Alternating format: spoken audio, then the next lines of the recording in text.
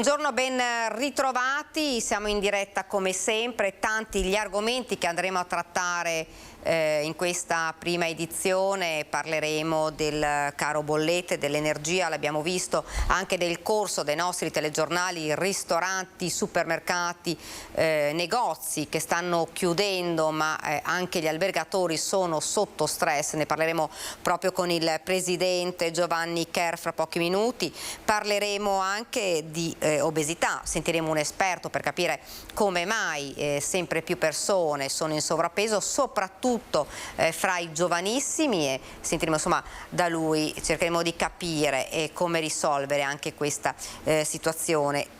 Tanta la cronaca in primo piano e partiamo proprio da un bambino di 10 anni che ha accusato un grave malore mentre stava viaggiando sul treno regionale proveniente da Venezia diretto a Udine. L'episodio si è verificato ieri sera attorno alle 20:30. La chiamata è giunta mentre il convoglio stava attraversando il territorio nel comune di Codroipo. Gli operatori della struttura operativa regionale emergenza sanitari del Friuli Venezia Giulia hanno attivato immediatamente i soccorsi, inviando alla stazione dei treni di Udine un'ambulanza in automedica. L'equipe sanitaria inviata in codice rosso hanno preso in carico il bambino, che è stato trasportato immediatamente all'ospedale di Udine in condizioni stabili. Sul posto anche la polizia ferroviaria, che ha organizzato la logistica e favorito i soccorsi. Ed ancora cronaca, un'operazione della Guardia di Finanza che sta eseguendo un'ordinanza di custodia cautelare emessa dal GIP distrettuale di Reggio Calabria su richiesta della DDA a carico di 36 persone accusate di aver gestito un traffico internazionale di sostanze stupefacenti con l'aggravante delle modalità mafiose, che avrebbe avuto come base logistica il porto di Gioia Tauro. L'operazione sta interessando anche la nostra regione con Vicenza. Ovviamente poi ulteriori aggiornamenti di questa operazione nel corso dei nostri telegiornali. Ed ancora invece ci spostiamo a Venezia. Sono stati sequestrati nel porto di Venezia ben 251.000 articoli di pelletteria da parte dei funzionari delle dogane e della Guardia di Finanza. All'interno di un container sono stati rinvenuti articoli made in Cina che presentavano gravi carenze nelle indicazioni minime obbligatorie per legge e dunque è stato posto sotto sequestro. Le irregolarità constatate sono state segnalate agli uffici competenti della Camera di Commercio per la successiva erogazione delle previste sanzioni amministrative ricomprese tra 9.000 e 60.000 euro, mentre sono al vaglio ulteriori approfondimenti anche di carattere fiscale. Ed ora invece parliamo del delitto di Caruso. Valentina Boscaro agli arresti domiciliari, teme di poter più rivedere la figlia. Intanto gli amici del giovane hanno organizzato una fiaccolata dopo il funerale. Al Bignasego si stringe la famiglia di Mattia Caruso, il trentenne venditore ambulante ucciso la notte tra domenica 25 e lunedì 26 settembre dalla fidanzata Valentina Boscaro, rea confessa del delitto. Gli amici su Facebook si sono mobilitati per organizzare una fiaccolata la sera di venerdì dopo i funerali del giovane, che saranno celebrati nella chiesa di San Giacomo della Mandriola dal Bignasego. Il ritrovo è il Bar da Angela, un luogo molto frequentato da Mattia Caruso con gli amici, alle 20. Poi a piedi si raggiungerà a Piazza dei Donatori di Sangue. Il ricordo di Mattia non si spegnerà mai, hanno scritto gli amici sulla pagina Facebook creata per raccogliere le adesioni. Intanto continuano le indagini, sono attesi i risultati dei rilievi dei carabinieri del RIS sul coltello serramanico utilizzato da Valentina Boscaro per sferrare la pugnalata mortale al cuore. La ragazza sapeva bene che il fidanzato lo teneva all'interno del cruscotto dell'auto, quindi gli inquirenti stanno aspettando anche i tabulati telefonici dei cellulari della coppia per capire se dai messaggi è possibile ricostruire il movente del delitto. Infine, entro 60 giorni dovrebbero arrivare anche i risultati degli esami tossicologici. Dagli arresti domiciliari nella sua abitazione di Montà, intanto Valentina Boscaro si dispera e teme di non riuscire più a vedere la figlia, che il giorno del delitto di Mattia Caruso si trovava a Rieti per far visita al papà. Ed ignoti nella notte hanno fatto saltare in aria la cassa automatica di un distributore a Borgoricco, sempre in provincia di Padova. Un boato nella notte ha sventrato la cassa automatica del distributore di carburante Tamoil a Borgorico, lungo la strada regionale 308. L'allarme è scattato intorno alle 3:45. Sul posto sono intervenuti i vigili del fuoco che hanno messo in sicurezza l'area, che è stata poi transennata. Nessuna traccia dei malviventi che hanno causato l'esplosione. La carica esplosiva ha divelto in parte anche la controsoffittatura della pensilina. Sul posto i carabinieri per le indagini. Ed ora a Vicenza un pregiudicato è stato arrestato dalla Polizia di Stato, doveva scontare una condanna per ricettazione. La giustizia ha la memoria lunga. Lui è un marocchino di 46 anni che vive a Vicenza. Era stato indagato in stato di libertà per il reato di ricettazione commesso alcuni anni fa. Poi la condanna passata in giudicato a 6 mesi di reclusione. Il pregiudicato straniero, alla fine di una complessa attività di indagine, è stato rintracciato a Vicenza dagli uomini della squadra mobile. Arrestato, è stato portato nella casa circondariale San Pio X. Ed ora invece in provincia di Treviso ed esattamente a Montebelluna, arrestato dai carabinieri un 22enne di origine marocchina già noto alle forze dell'ordine. Nella serata di ieri lo straniero si era introdotto in un negozio di abbigliamento della centrale via Mazzini e dopo aver prelevato un giubbotto valore di alcune decine di euro rimuovendone il dispositivo antitaccheggio si è dato la fuga a piedi inseguito dall'addetta del punto vendita, un carabiniere trentenne della stazione di Nervesa della Battaglia che stava in quel momento transitando a piedi con la compagna. Vista la scena correva prontamente in aiuto della negoziante riuscendo a bloccare il fuggitivo in un parcheggio seminterrato poco distante. Un passante veniva intanto incaricato dal militare che non riportava lesioni. Nella circostanza di chiamare immediatamente il 112 sono arrivate là tutte le pattuglie dell'arma in ausilio proprio del collega. Rifurtiva recuperata e restituita al legittimo proprietario, l'arrestato a carico del quale è stata configurata l'ipotesi del reato di rapina impropria. Non sussistendo ulteriori esigenze cautelari è stato rimesso in libertà, ma ovviamente in attesa del proseguo della vicenda penale. Ed ora non so se ce l'abbiamo il presidente Giovanni Kerr, vediamo. Non c'è ancora, quindi noi andiamo avanti e continuiamo con la cronaca e andiamo sempre a Treviso, uccisa a coltellate dal marito, la sentenza di primo grado per il delitto che sconvolse Cadoneghe 2 anni fa. L'uomo è stato condannato all'ergastolo e dovrà risarcire le parti civili, 300.000 euro per ognuno dei 3 figli, 50.000 euro di ciascun genitore della moglie, 10.000 euro ai fratelli e 2.000 a favore del Centro Veneto Progetto Donna. Sentiamo.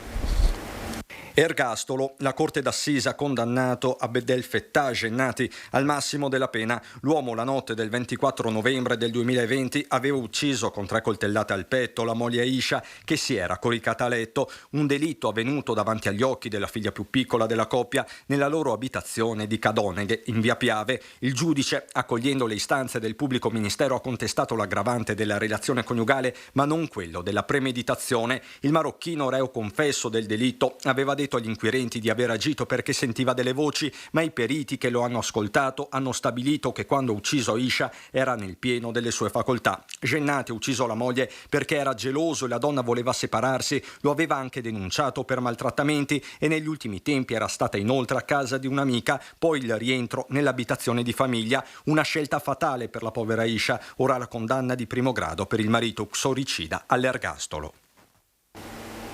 Ed ora parliamo del caro energia, ne abbiamo parlato spesso nelle nostre edizioni, nei nostri telegiornali, lo facciamo con Giovanni Kerr, presidente della Federalberghi di Treviso. Buongiorno. Buongiorno a voi. Dunque, situazione, l'abbiamo detto, drammatica, ci sono supermercati, ristoranti, i negozi che stanno chiudendo, anche gli albergatori sono davvero in una situazione molto difficile.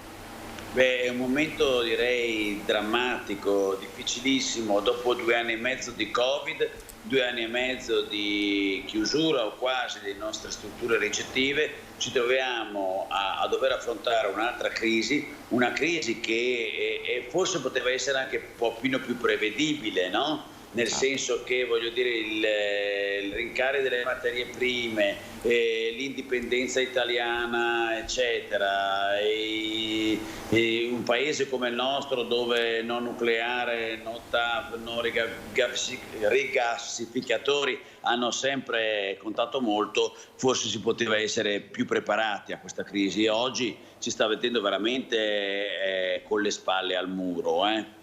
Ecco, si diceva, lei diceva una cosa che fa riflettere, paradossalmente stavamo meglio quando c'era la pandemia.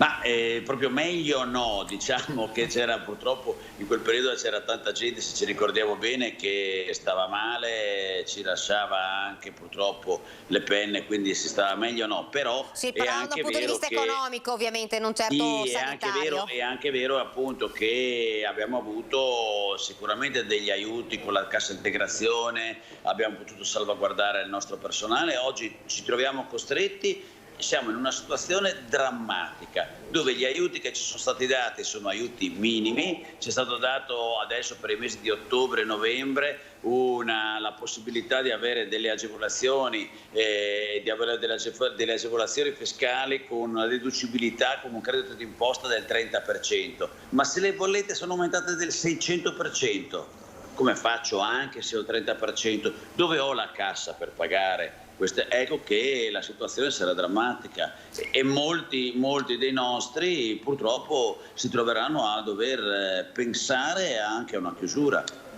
Ecco, a livello proprio di albergatori sono in molti che stanno pensando a una chiusura o anche, non so, ad una sospensione in vista veramente di tempi migliori della propria attività.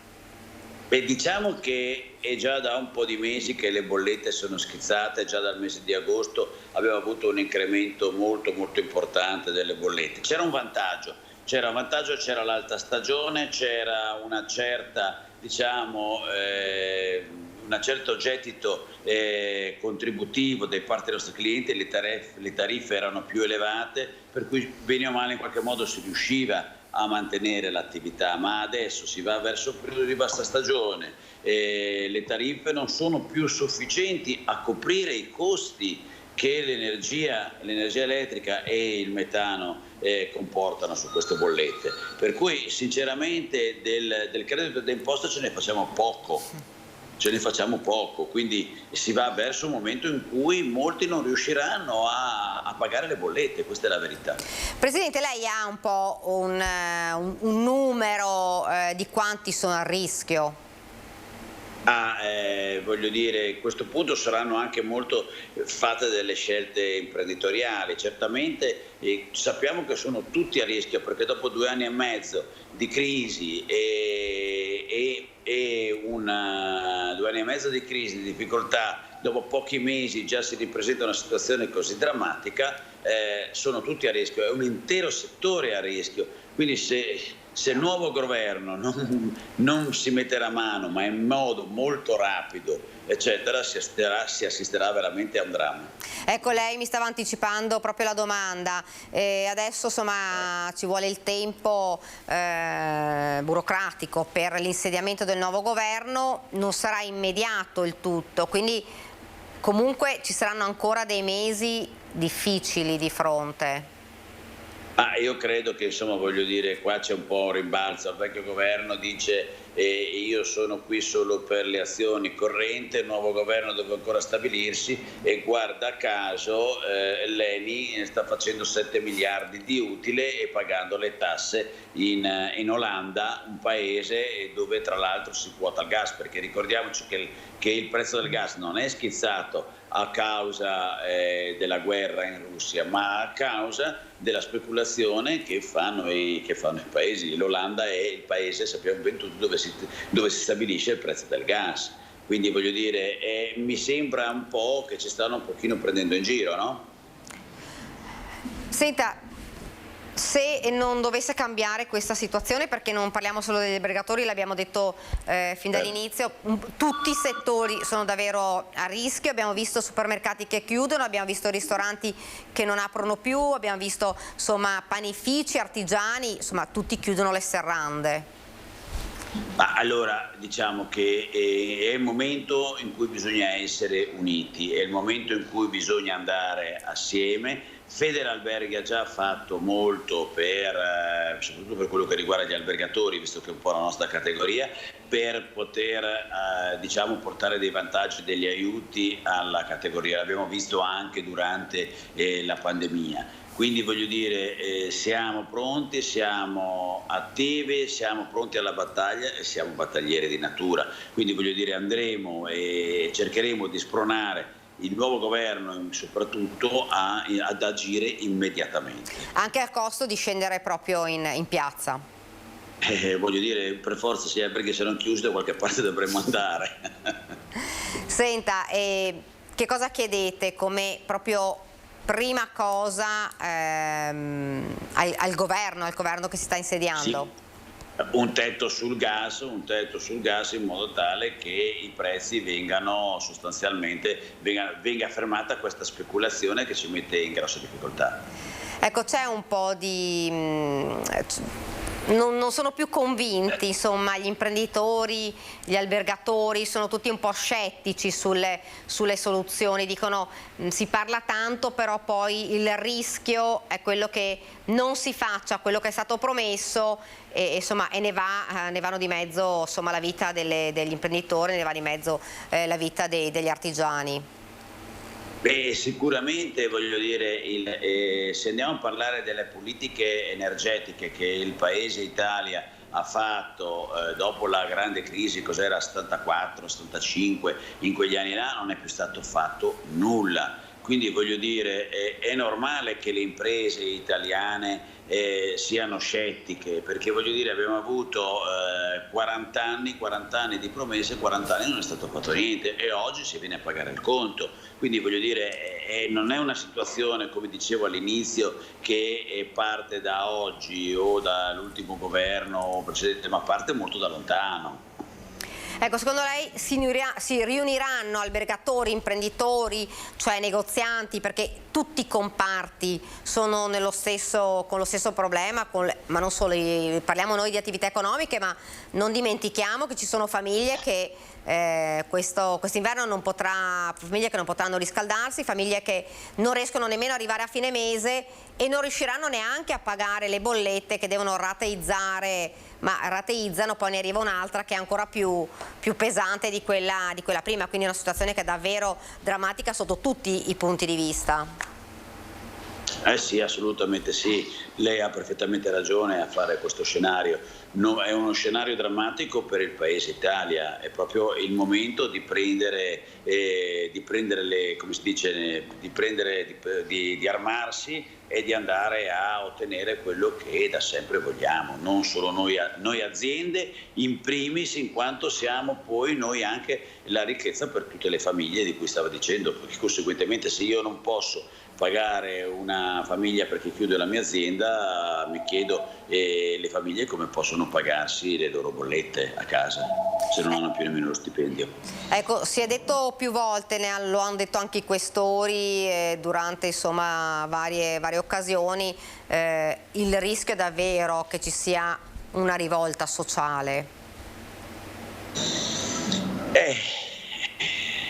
Noi siamo e crediamo che come sempre alla fine riusciremo a trovare una soluzione, come è successo in tanti anni, ed evitare una situazione così drammatica. Certo, voglio dire, è importante che le cose vengano fatte presto, subito e bene, questo è fondamentale. Senta, e tra gli albergatori, lei diceva, ci sono stati aumenti anche del 600%. Sì, abbiamo una media che va dal 400 al 600%. Molti di noi stanno facendo delle lettere chiedendo degli adeguamenti di prezzi per poter stare appresso ai propri clienti e alcuni di questi rispondono positivamente, altri ovviamente dicono ma anch'io ho l'azienda in difficoltà, come faccio a venire incontro anche te? Quindi insomma è un cane che si morde la coda, no? Come si suol dire, la coperta corta. Senta Presidente, più o meno un albergatore, dicevamo il 600%, quanto viene a pagare oggi? Viene a pagare un albergatore viene a pagare mediamente, dipende dalla struttura. Sicuramente tutte le strutture sono molto energivore, le nostre strutture, no? Sì. E quindi Presidente, non la vediamo più noi però, non so, ecco qua, adesso la vediamo. Mi vede? Adesso la vediamo. Ecco, sì, diceva. Diciamo, sono tutte strutture molto energivore le nostre, per cui voglio dire abbiamo grandi spazi. Guardate la hall del nostro albergo qua a Anthony Palace, grande così, immagini lei quanto ci vuole per climatizzarla, e non possiamo far trovare i clienti al caldo o al freddo senza riscaldamento. Quindi in più voglio dire ogni camera ha una sua temperatura, deve essere regolata, eccetera. Non è una cosa, cioè siamo strutture energivore, quindi spendiamo moltissimo. È chiaro che la bolletta cambia molto a seconda della dimensione della struttura, no? Ogni struttura ha un suo coefficiente energetico, ha determinate dimensioni, ma quello che si può calcolare, abbiamo fatto un calcolo, una camera mediamente costa all'albergatore dai 40 ai 50 euro, se si fa bene i conti, quindi insomma voglio dire sì. La parte energetica rappresenta è diventata oltre il 20% in questo momento qua. Ecco, Presidente, se rimane un attimo con noi, ci colleghiamo con il nostro Christian Arboit, che si trova a Mareno di Piave, dove un'osteria chiude. Christian, buongiorno. Buongiorno Daniela, buongiorno a te, al Presidente della Federalberghi Giovanni Chere, a tutte le telespettatrici e telespettatori di Antenna 3. Sono stato questa mattina in un'osteria di Mareno di Piave, l'osteria da Lori. È uno dei tanti locali che in questi giorni sta assumendo delle decisioni abbastanza drastiche, in questo caso la riduzione dell'orario. Lo vedi da questo cartello che è stato posto proprio all'ingresso di questo locale. La signora Loredana si scusa per il disagio con i suoi clienti, ma dice di fatto che così non si può andare avanti.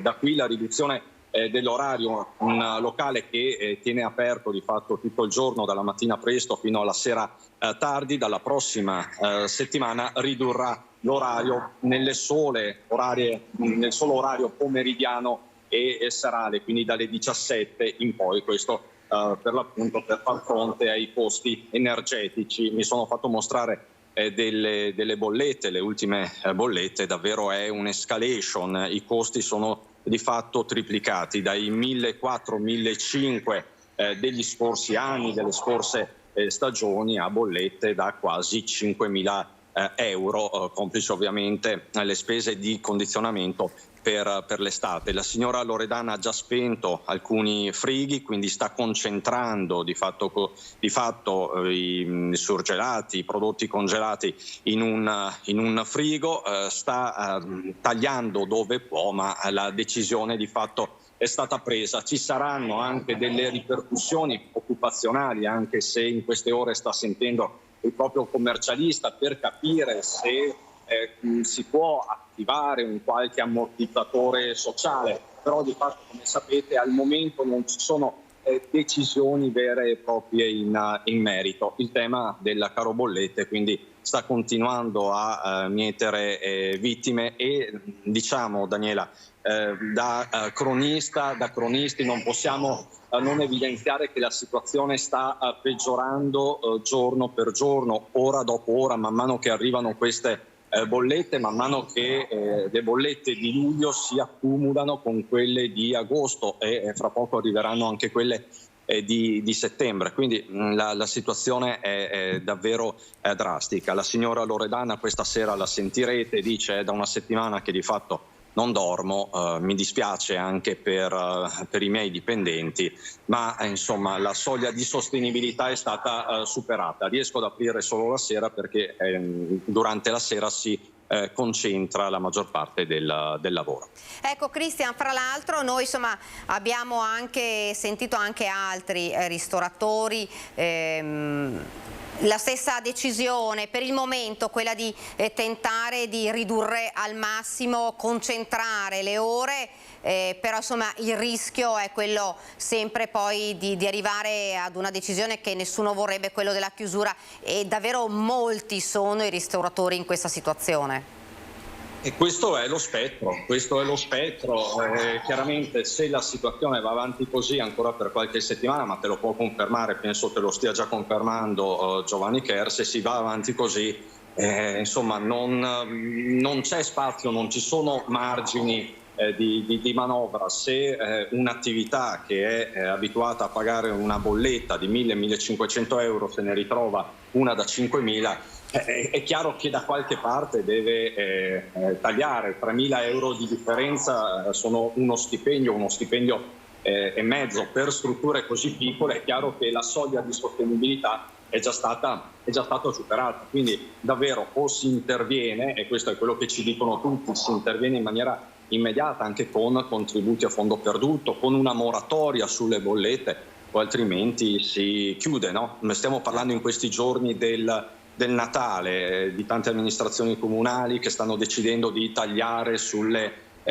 luminarie, però c'è da intendersi su una cosa: tante attività non arrivano a Natale con queste bollette, perché è impossibile, è una questione di bilancio, è una questione matematica, aritmetica.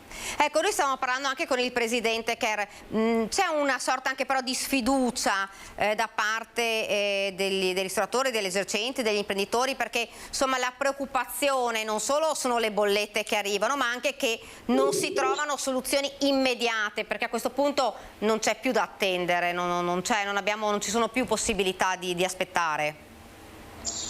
Questo è l'altro tema, nessuno ha la soluzione in tasca, come sappiamo il tema del caro energia è molto complesso, è un tema macroeconomico, geopolitico, ci sono tanti interessi in ballo, lo stesso paese, lo stesso esecutivo nazionale può fare fino a un certo punto. Tutti dicono serve una risposta europea, come minimo serve una risposta europea. Di certo c'è da capire cosa farà il nuovo governo. La prossima settimana si insediano le nuove Camere, quindi teoricamente entro la fine del mese ci sarà questo nuovo governo. Ebbene, cosa farà? Quale sarà la direzione immediata? Perché ci sono ovviamente gli interventi sul lungo periodo, sul medio periodo, gli investimenti in strutture energetiche, in nuovi impianti, però poi c'è il sostegno immediato alle famiglie e alle imprese, c'è il tema dello scostamento di bilancio, insomma ci sono tante questioni da mettere in fila. Per esempio la signora Loredana questa mattina ha lanciato, questa sera lo sentirete, un appello al nuovo governo Meloni, perché per l'appunto perlomeno metta una pezza proprio sulla situazione attuale, e poi per il medio e lungo periodo insomma si vedrà. Cristian, grazie davvero, grazie e buon lavoro. Buon lavoro. Presidente, dunque ha sentito il panorama, insomma un panorama davvero critico. Sì, drammatico, ma ho sentito anche dire una cosa molto, molto giusta, molto corretta a mio avviso da Christian Arboit quando parla di moratoria. Io credo che la moratoria delle bollette sia veramente l'unica soluzione che in questo momento possiamo avere e credo che in qualche modo, voglio dire, il governo o le aziende controllate dal governo lo possano fare. Continuo a ribadire, Eni di proprietà del nostro governo sta facendo 7 miliardi di utile, quindi quintuplicato rispetto all'anno precedente, avendo come sede fiscale l'Olanda, paese che stabilisce il prezzo del gas. Quindi insomma credo che ci siano fatti dei ragionamenti riguardo obiettivamente, no? Mentre dall'altra parte le nostre strutture stanno chiudendo Un esempio di bolletta, una struttura che conosco bene, di cui non preferisco fare il nome, da 4.000 euro, parlo della bolletta di settembre, è arrivata una bolletta da 22.000 euro. Quindi insomma, come dicevo, siamo a 550%, insomma, siamo veramente a livelli insostenibili. Presidente, io la ringrazio.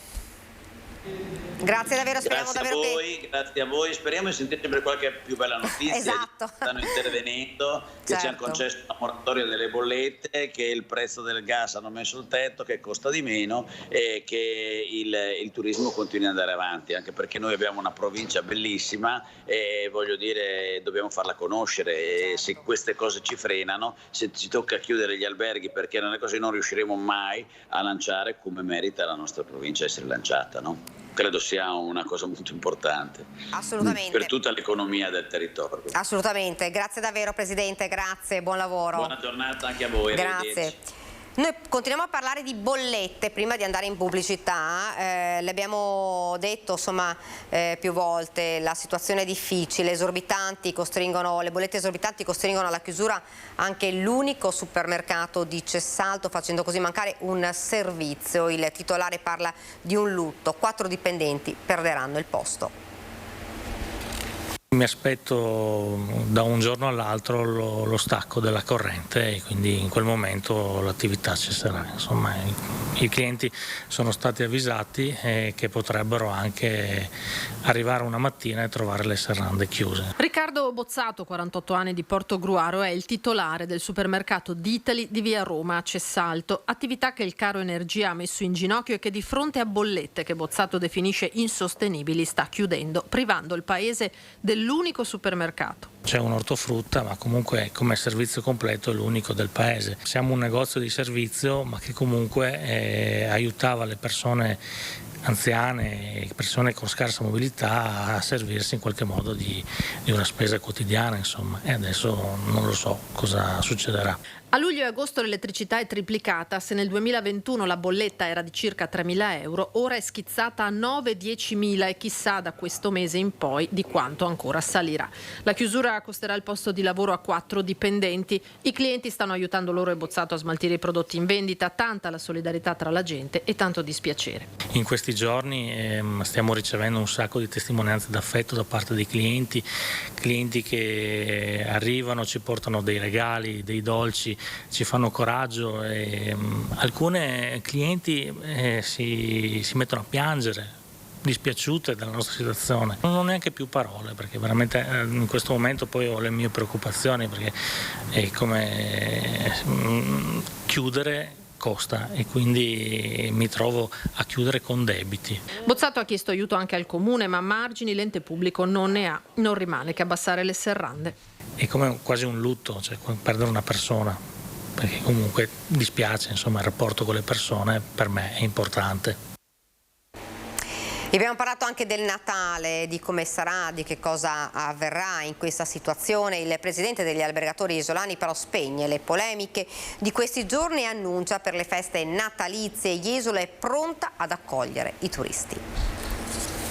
Jesolo è pronta a riaprire gli hotel nel periodo delle feste natalizie. Non saranno nel numero che ci aspettavamo che avevamo negli anni scorsi, ma le 20, 25, forse anche 30 strutture operative nel periodo Natale e Capodanno saranno sicuramente pronte ad accogliere i nostri turisti. Il presidente dell'associazione Jesolana Albergatori risponde a chi negli ultimi giorni ha parlato di un periodo buio per Jesolo, fatto di chiusure e inospitalità, una mancanza di rispetto soprattutto verso gli imprenditori, ha evidenziato, oltre che un danno d'immagine. Gli imprenditori che vedono nella stagione invernale parte del loro fatturato sono sicuramente interessati a questo e durante la stagione estiva tendono anche a programmare, a preparare, a promozionare tutta una serie di eventi, di concerti, di manifestazioni che durante il periodo invernale l'amministrazione comunale e i privati mettono in campo. Nonostante l'aumento dei costi ci sarà sicuramente un aumento anche dei prezzi, ma questo sarà chiaramente capito dall'ospite, dal cliente che conosce questi aumenti e ne è consapevole, quindi l'aumento dei prezzi sarà sicuramente un punto critico, però penso che verrà accettato dalla nostra clientela. Gli albergatori stanno comunque continuando a lavorare perché si possa intervenire sul caro bollette. Ci auguriamo che il nuovo governo ci dia delle risposte precise e puntuali. Già qualcosa è stato portato dal governo Draghi, aumento del credito d'imposta, le banche ci hanno aperto dei prestiti agevolati per far fronte alle bollette, rateizzazione delle bollette non siamo riusciti a ottenerlo, però insomma il supporto delle banche è stato importante su questo. E continuiamo a parlare del caro energia, disastroso invece, quindi passiamo dal mare alla montagna, disastrose le conseguenze sul turismo senza un intervento concreto del governo. Le preoccupazioni maggiori riguardano gli impianti di risalita, le strutture alberghiere. Da Roccapietro e a Lamon le considerazioni dei sindaci.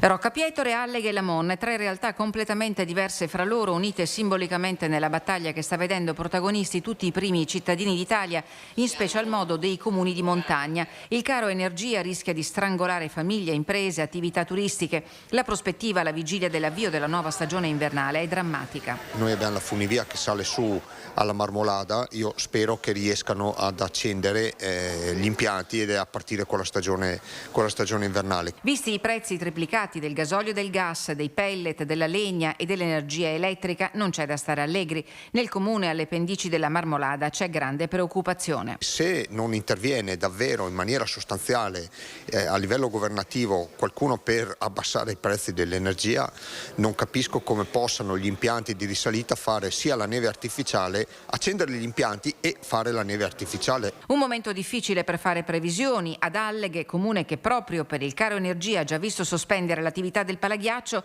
gli operatori non vogliono arrendersi. C'è la volontà di aprire, non aprire gli impianti difatti sarebbe veramente una catastrofe per il turismo, perdere una stagione così. Naturalmente il governo dovrà attivarsi con tutte le sue forze, devono però crearsi tutti i presupposti sia per gli impianti sia per quanto riguarda anche le attività a valle. Il rischio di una debacle turistica dopo il biennio complicato dalla pandemia è dietro l'angolo. Noi dobbiamo avere una certa garanzia che i prezzi vengono calmierati da qualcuno, perché così ho paura che non sarà una debacle turistica invernale importante. E poi ci sono i costi ordinari a carico delle amministrazioni comunali che cercano di capire come offrire i servizi ai cittadini, dall'illuminazione pubblica allo sgombero della neve. Anche il bilancio comunale si troverà a fare i conti con una situazione più complicata. Non possiamo che aspettarci dalla parte del governo nazionale un'iniziativa che sia efficace nel lenire perlomeno il problema che comunque si trovano ad affrontare tutti i comuni italiani e ancora di più tutti i comuni di montagna. Prima della pubblicità vi presento subito l'ospite che ci ha raggiunto qua in studio, Vittorio Perobon, conosciuto giornalista del Gazzettino e presidente di un premio importante conosciuto che è il premio Rizzi, di cui parleremo fra pochissimo, subito dopo la pubblicità.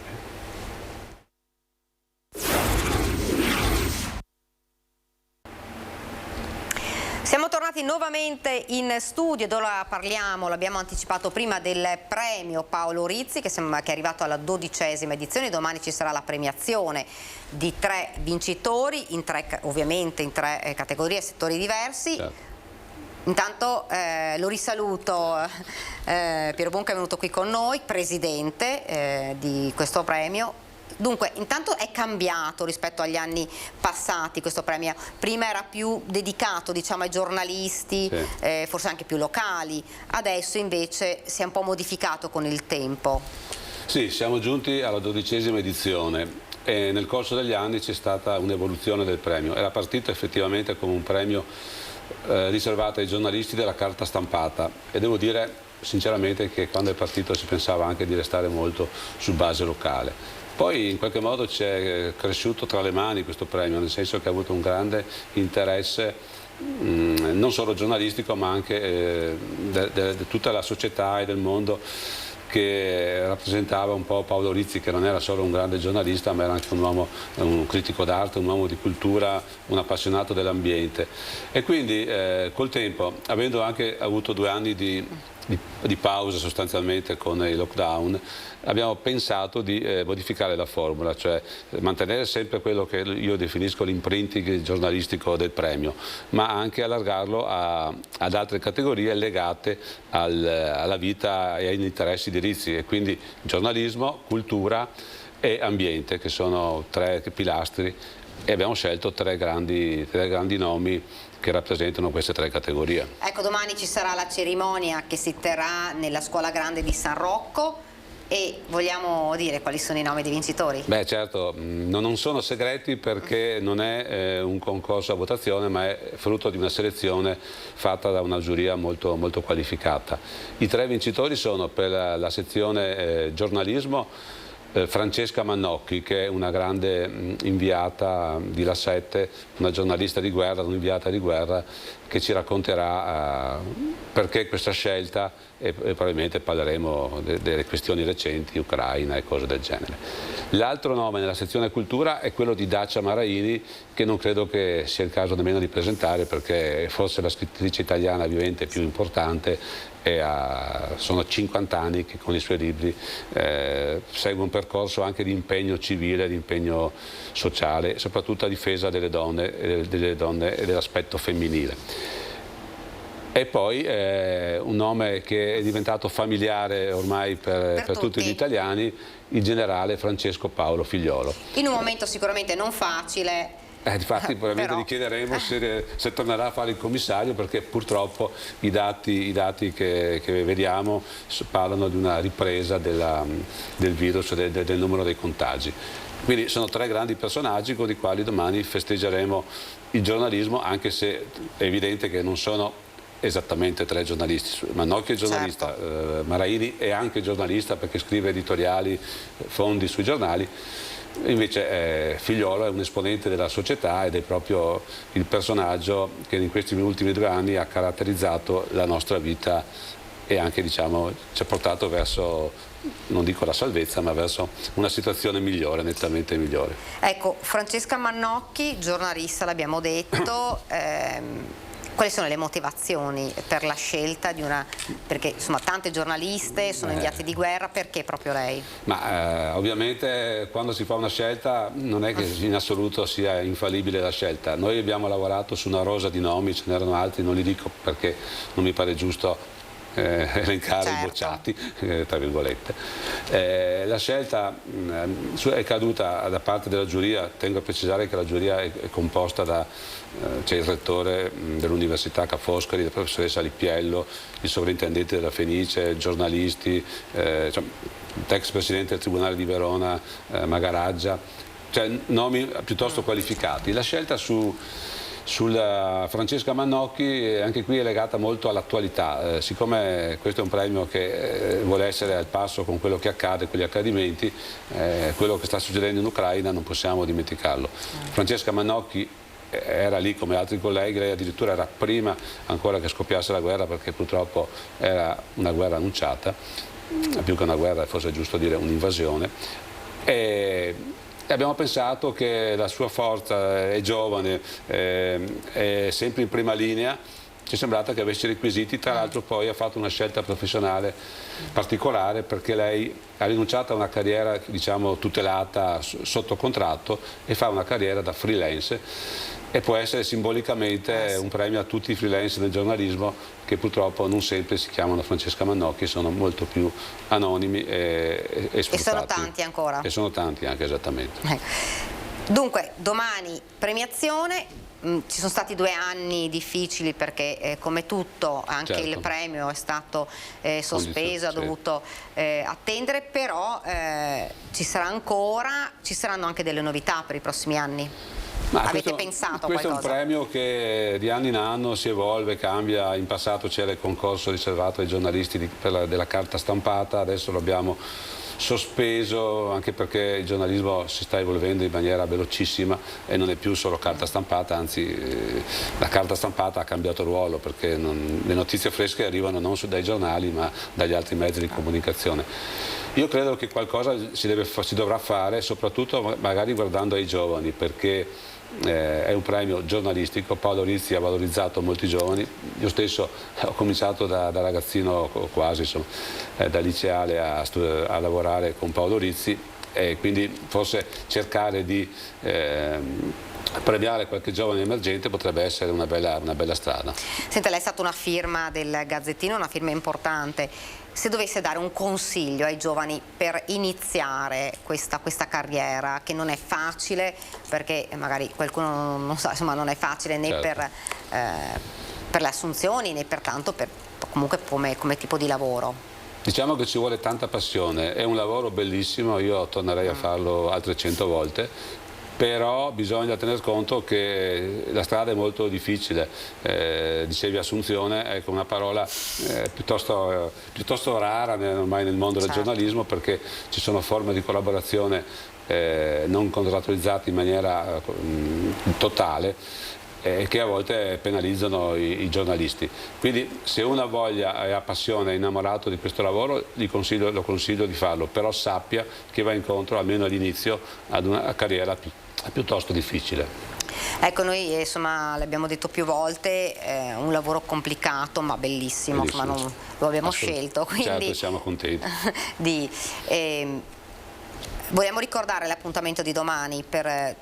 Sì, l'appuntamento di domani è a Venezia, alla Scuola Grande di San Rocco, e l'orario di inizio sono le 17:45. L'ingresso è per prenotazione, credo ormai sia tutto esaurito, comunque ci sono dei numeri per chiedere se ci sono ancora dei posti, comunque solo chi ha prenotato può entrare in sala. Ecco, per chi invece volesse rivedere magari queste interviste, ci sarà una possibilità di poterle... Beh sì, l'associazione Paolo Rizzi che organizza il premio, presieduta da Pier Giorgio Baroldi, ha un sito e sicuramente in questo sito, come ormai accade a tutte le cose che accade del mondo, sicuramente in questo sito ci sarà poi il video con il riassunto della cerimonia. Quindi l'appuntamento sarà anche per il prossimo anno ormai? Beh, ormai bisogna fare 13, no? Nel 13 una volta era il numero della fortuna, esatto. Al Totocalcio, e vedremo di fare 13 con il premio Rizzi. E con un cambiamento? Ogni anno qualche novità sicuramente, quindi ci saranno ancora novità. Quindi noi speriamo insomma, di avere qualche anteprima di queste novità, anche per poter magari allargare poi Va bene, ci possiamo vedere più avanti e ne parliamo volentieri. Volentieri. Io ringrazio davvero. Grazie a voi per l'ospitalità. Grazie, in bocca al lupo per domani, per questa importante cerimonia. Lo ricordiamo, è un premio importante per una firma, per un grandissimo giornalista come Paolo Rizzi. Grazie davvero. Grazie. Buongiorno. Io vedo che c'è collegato con noi, la vedo, la Valentina Visentin. Abbiamo parlato di bollette, abbiamo parlato di prezzi, di materie prime che sono salite. Valentina, buongiorno. Sì, buongiorno a voi. Parliamo di inflazione, di come sta cambiando il carrello della spesa dei veneti. Parliamo di frutta e verdura in particolare con il presidente CIA Padova, Luca Trivellato, perché cosa sta accadendo? Noi vediamo i prezzi sempre più alti, ma c'è un problema lungo la filiera, perché ai produttori invece il prezzo che viene pagato è sempre quello, non è aumentato. Buongiorno a tutti, il tema è quello che ormai denunciamo da qualche anno, ovvero l'equa ripartizione del valore dei beni all'interno della filiera agroalimentare. Le famiglie sugli scaffali si trovano dei prezzi aumentati, anche di 2 volte e mezzo quanto erano abituati, però nello stesso tempo agli agricoltori non viene riconosciuto alcun aumento nella vendita dei propri prodotti. Ricordiamo che quest'anno è stato un anno estremamente difficile e che ha stressato parecchio le nostre aziende agricole. Usciamo da un periodo di forte siccità per arrivare a un periodo di aumento dei costi e dei prezzi delle materie prime, dal gasolio ai concimi, alle sementi, e adesso ci troviamo di fronte a un'inflazione galoppante che presumibilmente ridurrà anche i consumi da parte delle famiglie, per cui una situazione estremamente difficile per il nostro comparto agricolo. Ecco, quindi che appello fate? L'appello che facciamo è quello di fare sistema tra noi che produciamo e chi consuma i beni, perché vengano acquistati all'interno dei produttori stessi, alle aziende agricole che vendono direttamente nei mercati locali, e di privilegiare anche nella grande distribuzione comunque tutte quelle derrate alimentari che provengono dall'Italia, e ancora meglio proprio dalle nostre province e dalle nostre regioni. Intanto però non mancano le iniziative per sensibilizzare, per mostrare i prodotti del territorio. Assolutamente, il nostro compito come organizzazione è quello di creare anche occasioni per le nostre aziende agricole, ma anche appunto per i cittadini, per i clienti, per conoscere le nostre aziende, per conoscere le nostre attività. Domenica 9 dalle 9:30 della mattina si svolgeranno 2 iniziative nel centro di Padova, una nel Ghetto e una in Piazza delle Erbe. La prima, Ghetto in Fiore, alla 21ª edizione, la seconda riguarda le attività che noi svolgiamo nel sociale con la presenza delle donne imprenditrici agricole, Donne in Campo, con l'Associazione Nazionale Pensionati e con i giovani agricoltori. Sarà un modo per incontrarci, per conoscerci e anche per divertirci, visto che saranno previste diverse attività dedicate ai bambini, ma anche ai più grandi, che riguardano anche lo spreco di cibo, e anche 2 concerti.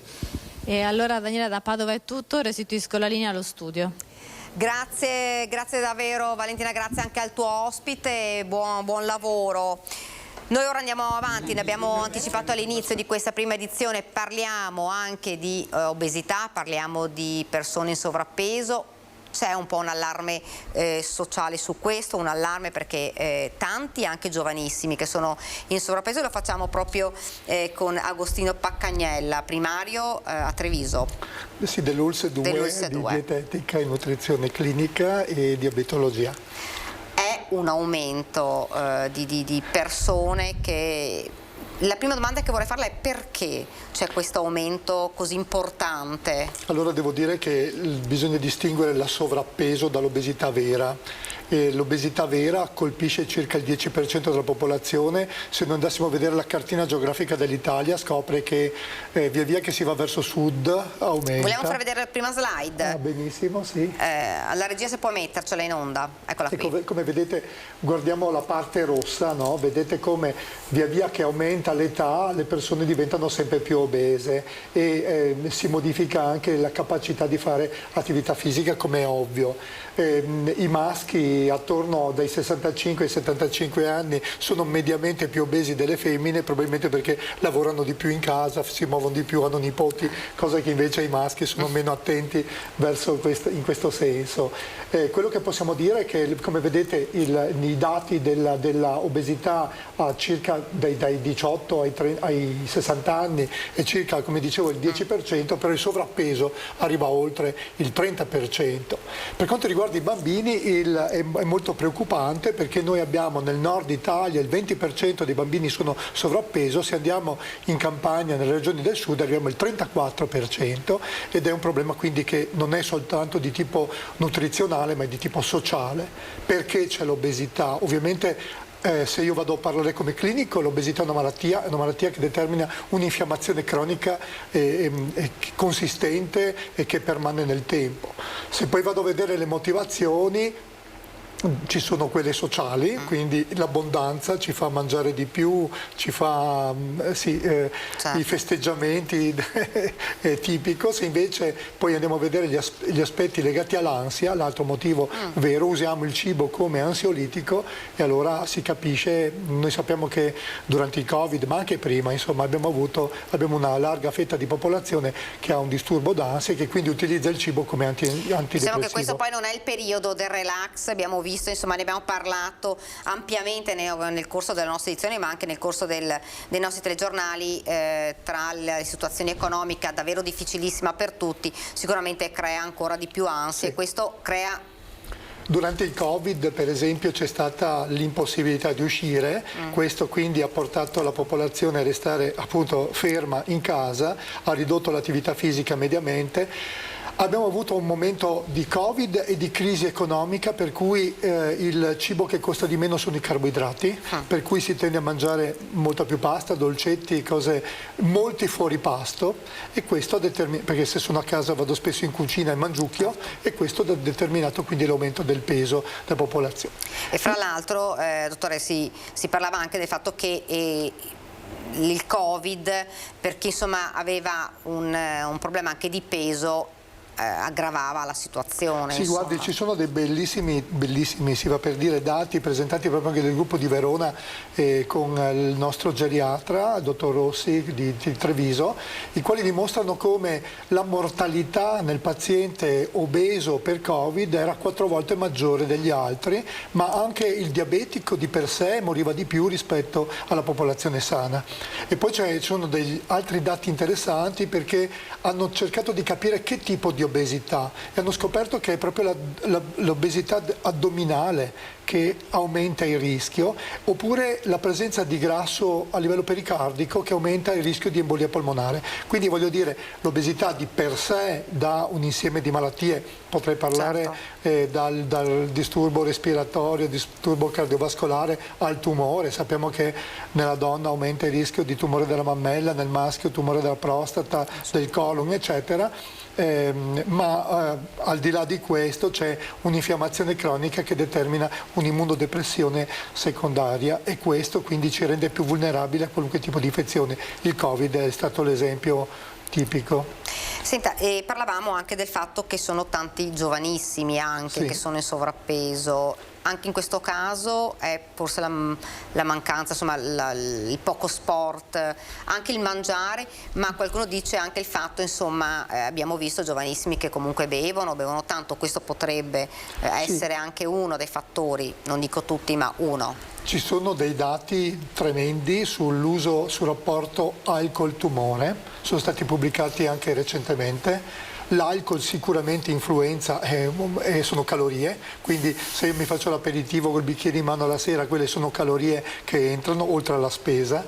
Per quanto riguarda i ragazzi, i bambini e i ragazzi, noi vediamo che sempre più spesso sono obesi precocemente, perché se penso alla mia generazione, giocava in piazza, si muoveva, pattinava e così via, al giorno d'oggi queste attività sono quasi tutte sospese. Bisognerebbe tornare all'epoca dei patronati per ottenere qualche risultato.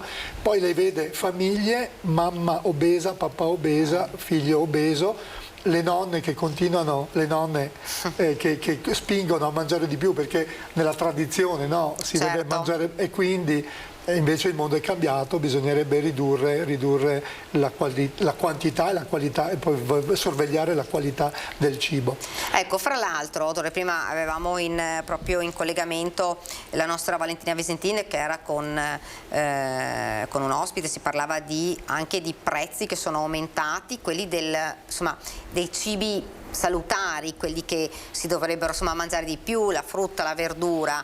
E questo sicuramente, come diceva lei, c'è anche un aumento di alimenti, di carboidrati, e questo sicuramente non favorisce. Sì, ci sono delle regole che erano tradizionali, la famosa dieta mediterranea, in cui si parlava del 55-60% di carboidrati complessi, pochi zuccheri, quindi pochi dolci, poca frutta, nel senso che la frutta contiene fruttosio ed è uno zucchero anche quello, e poi c'era una certa quantità di proteine e di grassi.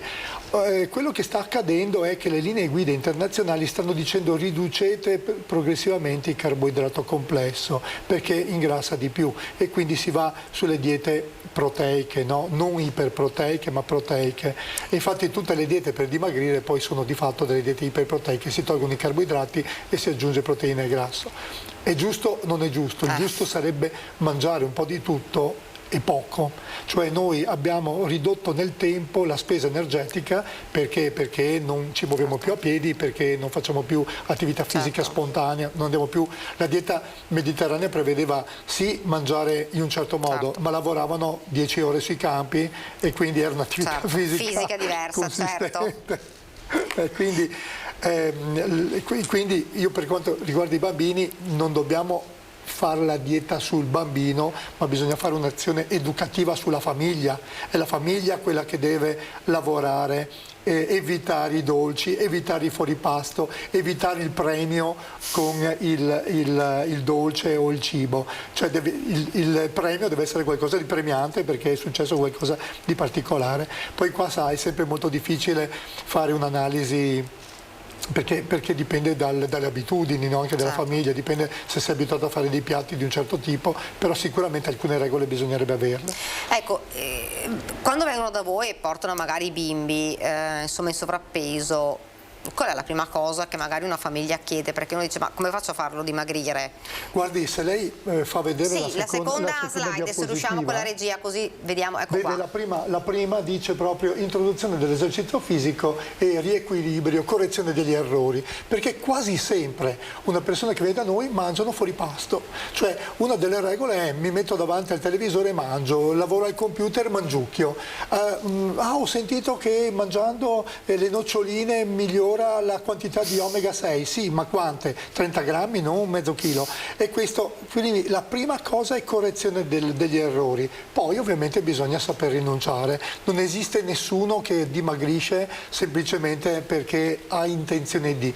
Una cosa che abbiamo scoperto è che molte persone dicono sì, faccio una piccola colazione, mangio il primo a pranzo, mangio il secondo a cena con poco pane, ma poi scopri che mangio 1,5 etto di pasta, no? E allora è chiaro che non funziona. Le prime cose che diciamo è togli e riduci il pane, per esempio, evita gli insaccati se puoi, oppure mangia una volta al mese, non come abitudine. Questo è l'altro grande problema, perché come sa molta parte della popolazione che lavorano, mangiano il panino a pranzo e mangiano al bar, e i cibi buoni sono sempre molto conditi e questo aumenta quindi la probabilità di avere un sovrappeso o un'obesità, senza poi contare le malattie tipo il diabete, ecco appunto questo, urico obesità alto, che non è solo un problema, ecco, che non parliamo esatto di problemi estetici, ma problemi veri, reali, di patologie che poi sono conseguenti a questo tipo di problematica. Ovviamente sì. Ecco, quando vengono da voi se portano... I bambini è solo un processo educativo, cioè non si può chiedere al bambino di non mangiare il dolce, sono i genitori che devono avere uno stile di vita e un modo di mangiare adeguato. Se i genitori non vanno mai a fare una camminata con i loro figli, i bambini non impareranno mai a camminare. Se non li abituo ad avere uno sport fin da piccoli, è un po' il mondo dell'educazione che deve coinvolgere tutti. Ovviamente noi vediamo, come si era visto nella diapositiva, noi vediamo i grandi obesi, noi non vediamo i sovrappesi perché noi siamo dei clinici che curiamo le malattie. Lei diceva la differenza tra l'obeso e il sovrappeso sono due cose diverse. Beh, l'obeso è quello che ha una massa grassa presente, ma non così elevata da determinare una patologia. Chiaro che uno potrebbe avere uno scompenso cardiaco perché non so, è un coronaropatico, però è anche un sovrappeso, allora in quel caso lì è opportuno dimagrire perché lei capisce che per un cuore pompare contro una grande resistenza potrebbe essere un problema. Se uno ha una grande massa, quindi un grande obeso, avrà un problema maggiore ma poi le malattie respiratorie, se uno ha una grande pancia, il diaframma sale e quindi avrà difficoltà respiratoria, si accumula gas, la CO2, e questa determina le apnee, il senso di sonno. Una cosa da non fare: mangio, non vado a sedermi sul divano, non mi metto davanti al televisore a guardare voi. Forse è una delle cose che maggiormente fanno. Colpa vostra. Fate belle trasmissioni. Esatto, e quindi sicuramente è una delle problematiche. Bisognerebbe camminare. I famosi 10.000 passi, 5 km al giorno a passo rapido. Ecco, qualcuno dice però sono cambiate anche le abitudini, sicuramente è cambiata anche l'attività lavorativa, per cui si dice molte volte c'è anche poco tempo. Sì, questo del tempo è oggettivo, penso a me che faccio 10 ore al giorno, poi non hai tanta voglia di andare a camminare, e questo è il vero problema. Però è anche vero che se uno è obeso deve sì fare attività fisica per mantenere il tono muscolare, ma la prima cosa è non mangiare, cioè uno non può sperare, a meno che non faccia il ciclista, il Giro d'Italia che mi spende 12.000 calorie al giorno. Non si può sperare di dimagrire soltanto con l'attività fisica, deve proprio non mangiare. E non mangiare è faticoso, perché sono due fatiche, psicologica e poi anche la voglia, e insomma bisogna aver fame. Ecco, e qualcuno dice c'è qualche farmaco che può aiutare? Io parlo, insomma, cerchiamo di capirci, di persone che sono in sovrappeso vero, persone che sono obese, non persone insomma che devono perdere 4 kg, ecco, diciamolo, perché magari la gente non capisce, se no... Nella grande obesità. Grande obesità vuol dire quando l'indice di massa, che è un rapporto tra peso e altezza, per capirci, è molto alto, e allora in quel caso ci sono terapie sia farmacologiche che diete speciali, e poi alla fine si arriva anche all'intervento chirurgico. Noi abbiamo la fortuna qui a Treviso di avere un gruppo di lavoro, noi, il medico sportivo, il geriatra per l'anziano, il medico, il chirurgo bariatrico, noi collaboriamo, siamo centro di riferimento, però ci sono farmaci, sì, ci sono farmaci di solito che venivano usati per il diabete, ma adesso vengono usati anche per le persone obese, per i non diabetici sono a pagamento, per i diabetici invece, diabete tipo 2, non diabete tipo 1, possono essere utilizzati, sono molto efficaci, sempre associate alla dieta. Poi ci sono le diete chetogeniche invece, le diete chetogeniche che sono diete molto particolari, fatte prevalentemente con prodotti dell'industria, che permettono di perdere quantità importanti di peso. Però sono da prendere, lo ricordiamo, sotto sorveglianza medica. Ecco, certo, perché faccio un esempio sciocco, ma tutte queste diete portano per esempio al rischio di calcolosi, quindi se uno non fa un'ecografia prima e non va a verificare che non abbia già dei calcoli renali o della cistifelia, c'è un rischio, quindi noi come regola facciamo sempre uno di questi controlli e poi procediamo. Sono però cose da non fare come prima scelta. Prima si fa una dieta equilibrata. Se uno è in grado di fare una dieta equilibrata perde già un po' di peso ed è la prima base. Se non è in grado di fare quello non esiste dieta. E poi l'altra domanda che di solito ci fanno è: ma quando ho perso peso recupererò il peso? Eh sì, cioè se io riprendo le vecchie abitudini il nostro organismo nasce, noi nasciamo per risparmiare, perché dobbiamo pensare alla nostra storia evolutiva, no? Noi dobbiamo, una volta uccidevano l'animale, lo mangiavano per una settimana e poi tornavano a caccia, quindi voglio dire dal punto di vista evolutivo noi siamo dei risparmiatori. Senta, un'altra delle domande che magari ci fanno tanti cittadini e insomma magari è banale, perché uno dice, insomma, ci sono tanti prodotti in vendita che dice perdi peso, non perdi peso, c'è chi insomma abbonda ecco, di farmaci, e insomma noi sappiamo che soprattutto i medici sconsigliano di prendere tutti questi prodotti che non sono insomma certificati comunque da degli specialisti, e anche perché poi non si sa mai, uno ne prende 2, uno ne prende 5, insomma bisogna fare attenzione anche a questo. Direi di sì, perché alcuni prodotti possono determinare per esempio calcolosi, quindi bisogna stare molto attenti, no? Quelle bibite che si fanno d'estate per reidratanti, che non si sa bene cosa c'è dentro, possono determinare disturbi anche intestinali. Direi che una cosa fondamentale è, per dimagrire bisogna avere un percorso. Ci sono anche molti, guardi adesso, molti biologi nutrizionisti che lavorano nel territorio, molti di loro sono molto bravi, ci sono delle dietiste, ci sono medici di famiglia che aiutano. Noi siamo specialisti nella grande obesità, perché non potremo mai, se le calcoli, abbiamo una popolazione di 800.000 abitanti come azienda sanitaria, il 10% sono sovrappeso, quindi lei capisce non potremo mai seguire tutti. Noi quindi seguiamo le patologie, però secondo me affidandosi a persone serie che danno i consigli giusti, io eviterei di acquistare prodotti senza aver parlato con qualcuno della materia, perché il rischio è di spendere tanti soldi e ottenere nessun risultato. Ecco, questo è importante, perché insomma non ci sono farmaci miracolosi per cui uno prende una pastiglia, mangia e dimagrisce. Ecco, diciamolo, perché magari le persone... Nemmeno i farmaci, quelli che citavo prima, che sono iniettivi, quindi farmaci importanti, di per sé non fanno dimagrire se uno non ha uno stile di vita, non modifica lo stile di vita. Ecco, ed è questa il perno insomma, della questione, che si dovrebbe cambiare un po' tutti lo stile di vita e mangiare cose più genuine. Questo vale non solo per le persone in obesità o in sovrappeso, ma per tutte le persone, perché comunque...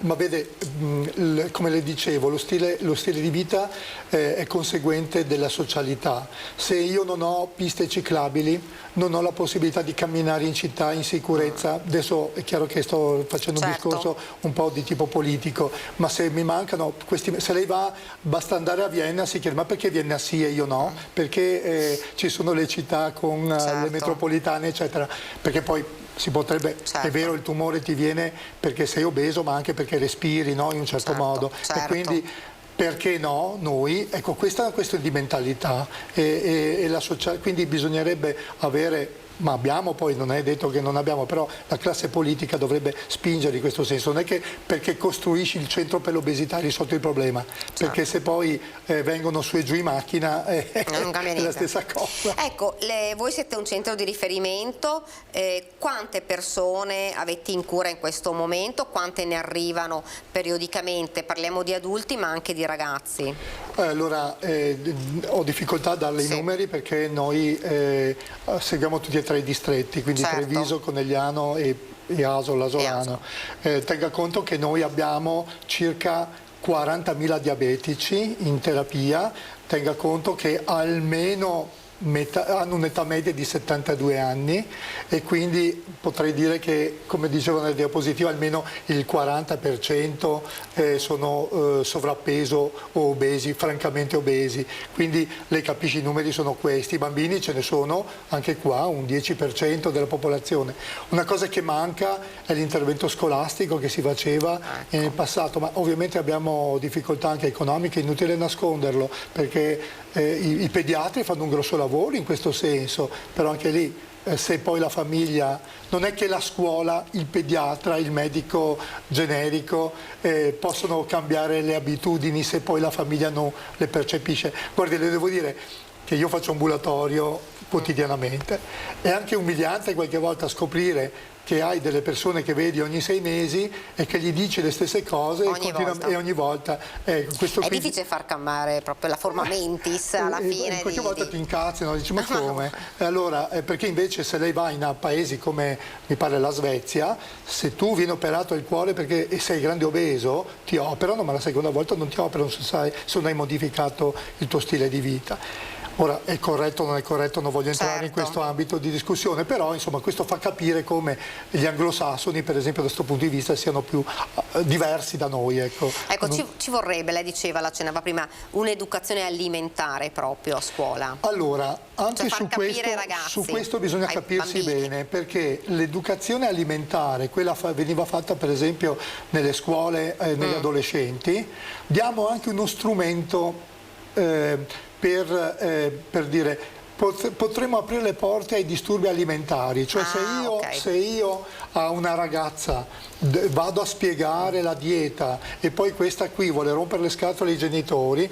qual è il metodo migliore di utilizzare il cibo? Non mangio troppo, consciamente o inconsciamente. Perché poi ricordiamo che c'è vero il grande obeso, è vero che c'è, ma ci sono anche le problematiche inverse, i disturbi alimentari che sono altamente altro argomento grossissimo, gravissime, perché insomma voglio dire, l'anoressia ad esempio porta alla morte, non è che noi abbiamo 100, quasi 200 con gli psichiatri, perché sono loro ovviamente che li seguono poi continuativamente, ma abbiamo circa 200 nuovi casi l'anno di anoressia mentale, quindi e sono tanti e sono giovani, quasi tutti adolescenti, sì, e quindi il problema lì è enorme, ma anche il grande obeso ha sempre un disturbo, ha lo stesso disturbo, solo che si manifesta in maniera diversa, sono i binge eating, le bulimie, eccetera, e quindi poi l'argomento psichico è sempre concatenato ai disturbi alimentari. Però le stavo dicendo, io devo stare attento sull'educazione. Sì.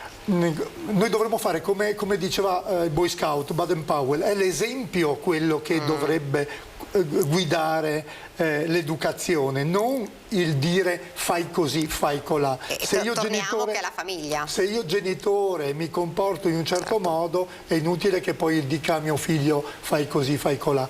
E questo. E se io non do le basi in età, non dico prescolare, ma durante proprio così dice, le scuole elementari, non avrò mai un grande risultato dopo. Se lei vede i disturbi, poi abbiamo grandi problemi delle separazioni, i bambini, i ragazzini che si sentono bassa autostima e quindi mangiano, cioè qui si apre un mondo che andrebbe, noi chiamiamo obesità, ma sono 100.000 sfaccettature che andrebbero analizzate. Sì, perché noi infatti abbiamo parlato dell'obesità, ma non abbiamo parlato degli altri disturbi che sono sempre alimentari, gravissimi, e che purtroppo da questo punto di vista coinvolgono davvero i giovanissimi, le giovanissime anche soprattutto, che sono quelle proprio dell'anoressia, il non mangiare, il sentirsi troppo grassi, magari non lo si è assolutamente, ma certo. gli stereotipi della certo. moda, la ragazza magra, Chiaro. e questi sono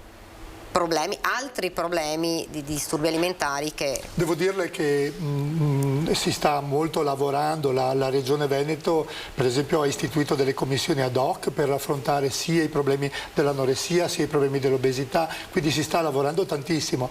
Teniamo conto che siamo molto pochi, cioè di fronte alla massa di persone, quindi qua credo che andrebbe fatto qualcosa proprio. I ragazzi che cosa guardano? Guardano TikTok, certo. Guardano le televisioni e quello va bene, cioè va male, certo. ma potrebbe andare bene se avessimo dei programmi. Forse bisognerebbe affidare alcuni canali ai social. Sì, ma ai ragazzi stessi, dovrebbero loro stessi fare delle trasmissioni di tipo educativo e ovviamente alimentare. Certo. Ecco, quando si entra in Le lancio un progetto, no? Sì. Lei faccia un progetto, una gara, una specie di rischiatutto di tipo alimentare con i ragazzi delle scuole.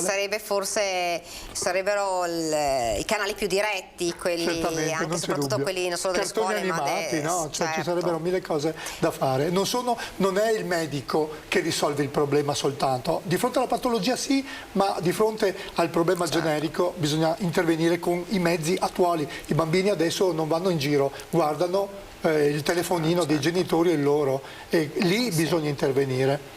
Ecco, il consiglio sempre, perché anche a scuola noi ci siamo resi conto e vediamo anche i bimbi quando arrivano a scuola con merendine, e invece ci sono magari dei cibi alternativi che si potrebbero dare, magari meno...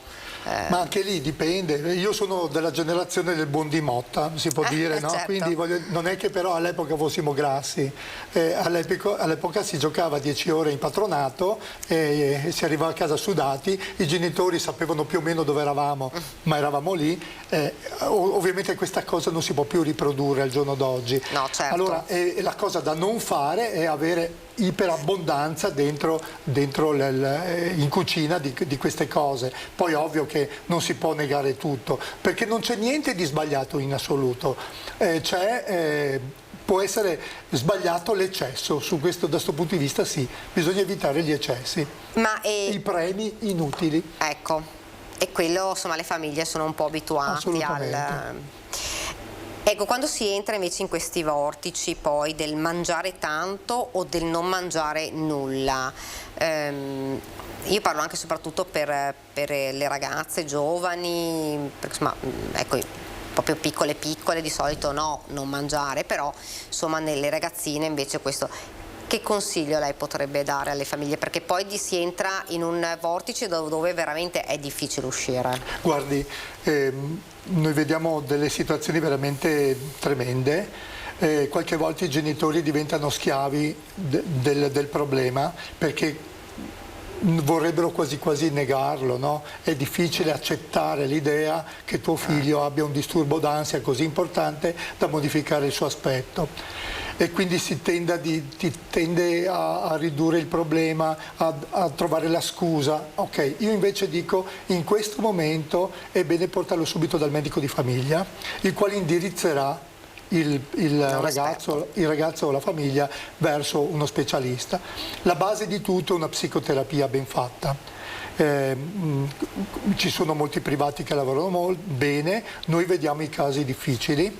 Però credo che la cosa da fare sia sempre quella. Anche un grande obeso, noi gli chiediamo mangi di notte, insomma si cerca di indagare, mangi in maniera compulsiva, e allora la psicoterapia è obbligatoria. Dicono di solito la verità quando ci si trova di fronte a uno specialista? Ma direi di sì, adesso qualche volta i ragazzini possono imbrogliare, ma insomma poi se vengono da noi è difficile che vengano a raccontarci storielle, cioè, poi non è che bisogna capire che ce lo dicano, abbiamo abbastanza esperienza per capire qual è il problema e allora magari li stimoli con la domandina e salta fuori sempre il problema. Ci sarebbe da dire davvero tantissimo, perché questo è un aspetto che pensiamo sia magari di altri e invece poi in realtà insomma ce l'abbiamo magari a casa, perché la fretta, il lavoro, le cose insomma quotidiane ti portano magari a non guardare e a non prestare magari l'attenzione non solo verso se stessi ma anche verso i propri familiari, verso i propri figli. E quindi lei dice bisogna cambiare un po' questo. Bisogna parlare. I ragazzi hanno bisogno di un genitore presente, dei genitori presenti, perché non è vero che soltanto la mamma è utile, bisogna che anche il padre sia presente.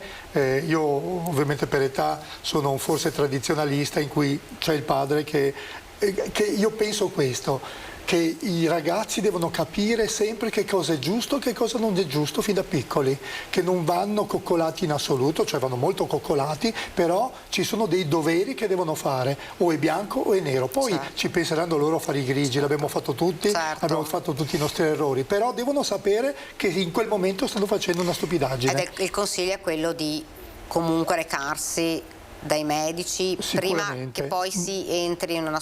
Ma parlare molto con il ragazzo, dedicare tempo, perché quando si fanno i figli la prima cosa è decidere di stare con i figli, quello è il primo obbligo che ha un genitore, poi abbiamo il lavoro, abbiamo tutto, però i figli sono il tesoro. Ecco, quando lei diceva bisogna mangiare insomma cibi sani, bisogna cercare di mangiare un po' di tutto ma poco. Certo, e adesso esistono anche le diete con il semidigiuno, il digiuno dalla sera fino alla mattina dopo, è giusto e sbagliato. In una persona sana si potrebbe fare di tutto in realtà, perché si scopre che il sistema immunitario migliora eccetera. Sono tecniche, non esistono le diete, esistono pensieri, e quindi io potrei utilizzare qualunque dieta, se per lei va bene quella dieta, per l'altro signore non va bene quell'altra, e quindi bisogna adattare, ma non è il problema nel sano che viene e deve perdere 15 kg, il problema è il disturbo alimentare, oppure il grande obeso o il malnutrito. Non abbiamo parlato dei malnutriti, arrivano in ospedale già il 30% della popolazione che giunge in ospedale sono già malnutriti, o perché hanno avuto un tumore o hanno altra patologia. Altro argomento enorme che stiamo cercando di affrontare anche a livello regionale con delle modalità di... È una percentuale cioè altissima, il 30%. Purtroppo sì, la malnutrizione è altissima. E vogliamo ricordare che cosa vuol dire malnutrizione? Vuol dire che un paziente perde in maniera importante almeno il 5-10% del peso in almeno 6 mesi. Lei si immagini una persona che pesa 100 kg, arriva in ospedale e ne pesa 80. Sembra sempre perfetto, ma in realtà quei 20 kg hanno determinato delle modifiche metaboliche importantissime e il sistema immunitario crolla. Quindi vuol dire che se lo devo operare avrà una maggiore probabilità di avere complicanze. E un'altra cosa è, se io peso anche 150 kg e arrivo in ospedale a 100, ho perso 50 kg per malattia e sono già malnutrito, anche se in apparenza sono 100 kg. E quindi qua si stanno facendo degli studi abbondanti sull'argomento, ma lei come capisce, noi come servizio di dietetica siamo trasversali a tutte le specialità, perché poi va distinta la malnutrizione, la sarcopenia, la cachessia, sono tutte modalità scientifiche di analizzare il problema, ma che vanno analizzate. Noi in ospedale lo facciamo routinariamente. Ci proviamo almeno. È un mondo. Un mondo, sì. Un mondo, perché insomma sembra banale, però mangiare, non mangiare, questi aspetti gravissimi insomma di malnutrizione che derivano anche da patologie molto gravi. Tumorali. Per esempio, una cosa importante da dire è vero che per prevenire il tumore io devo evitare gli eccessi, ma quando sono in chemio o in radioterapia non devo dimagrire, quindi devo mangiare integratori, supplementi orali che ci vengono consigliati dai medici e non fare le cose di fantasia. Mentre invece ancora qualcuno dice ma io ho il tumore, allora non devo mangiare la carne. No, non è vero. Intanto è la carne processata che non dovrei mangiare, ma non dovevo mangiarla prima di avere il tumore, non dopo. Dopo devo mangiare per non perdere peso, è fondamentale non perdere peso, altrimenti non concludo la chemioterapia. È veramente a 360 gradi, perché noi siamo abituati abituati a conoscere anoressia o bulimia, siamo abituati a conoscere sovrappeso, però in realtà poi c'è tutto un mondo dietro che è... Noi mettiamo sondini, mettiamo cateteri, flebo ovviamente per sostenere questi pazienti, ed è un percorso difficile già quando uno ha un tumore, ha un problema di mesi, e noi interveniamo con gli oncologi. Abbiamo un gruppo oncologico molto, molto stretto, molto funzionante. È un lavoro molto sfaccettato il nostro. Assolutamente, assolutamente.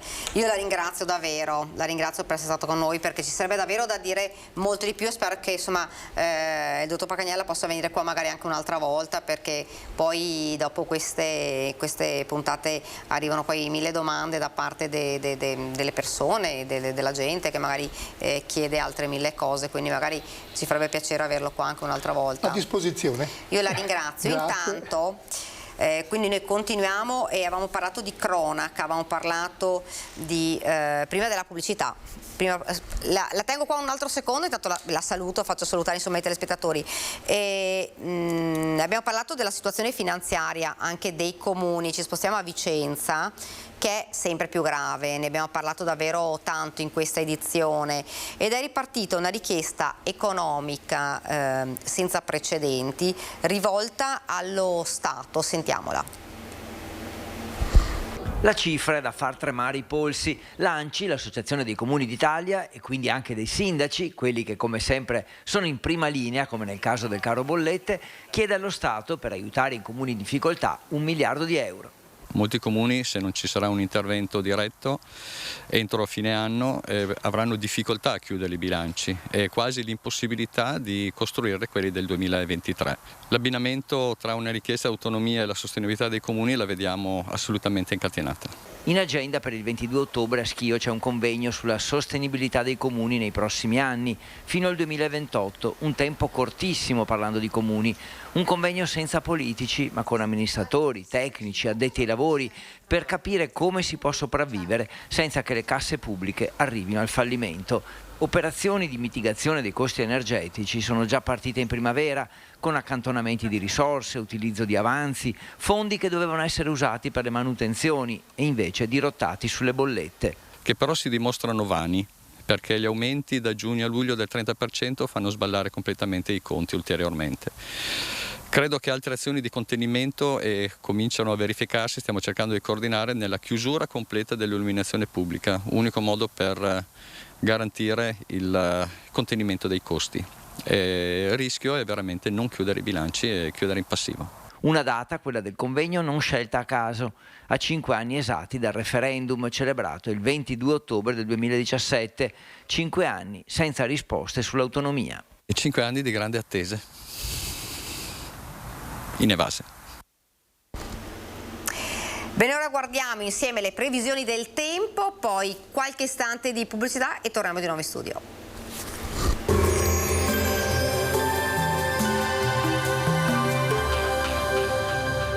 3S Serramenti, interni ed esterni per ristrutturazioni e nuove costruzioni.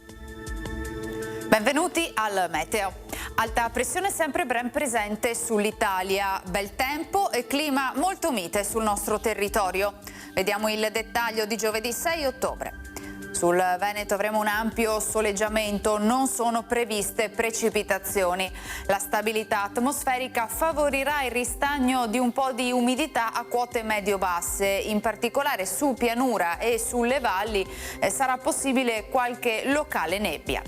Temperature gradevoli, minime tra 10 e 14 gradi, massime invece comprese tra i 20 e i 23 gradi all'incirca. Ci spostiamo ora sul Friuli Venezia Giulia, anche in questo caso al mattino cielo sereno o poco nuvoloso, specie sulle zone montane, più sereno invece altrove. Temperature minime intorno ai 14-17 gradi, massime sui 21-23 gradi. Infine diamo uno sguardo alla situazione del Trentino Alto Adige. Avremo locali nubi basse al mattino, poi decisamente più soleggiato. Temperature minime intorno ai 10-12 gradi, massime sui 25 gradi all'incirca, dunque molto gradevoli. Dal meteo di Antena 3 per ora è tutto, grazie per l'attenzione, arrivederci.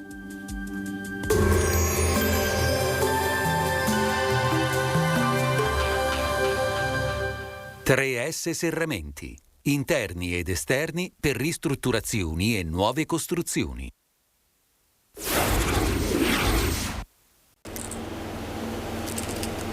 Siamo tornati nuovamente in studio ed andiamo subito a Venezia, dove c'è stato un incontro istituzionale sullo stato del Mose e ne parliamo insieme al nostro Filippo Fois. Buongiorno Filippo. Buongiorno Daniela, buongiorno ai nostri telespettatori. L'incontro che si svolge nella sede del provveditorato regionale alle opere pubbliche, che è un palazzo che si trova ai piedi del ponte di Rialto, si è concluso da poco. In questo momento è in corso la conferenza stampa nella quale si stanno illustrando i dettagli del summit che si è appena svolto, per cui siamo proprio nel mezzo della notizia, tuttavia possiamo darvi alcune anticipazioni. Innanzitutto si è trattato di un incontro estremamente importante e al quale hanno partecipato il commissario straordinario per il Mose, Elisabetta Spitz, naturalmente poi erano presenti 3 ministri del governo uscente, a partire da Enrico Giovannini, il ministro delle infrastrutture e della mobilità sostenibili. Poi c'è Renato Brunetta, veneziano, ministro per la pubblica amministrazione, e Federico D'Incai, il ministro per i rapporti con il Parlamento. Sono presenti anche i 3 sindaci dei 3 comuni sul cui territorio si trova il Mose, quindi Venezia con Luigi Brugnaro, Chioggia con Mauro Armelao e Cavallino Treporti, per cui è presente la sindaca Roberta Nesto.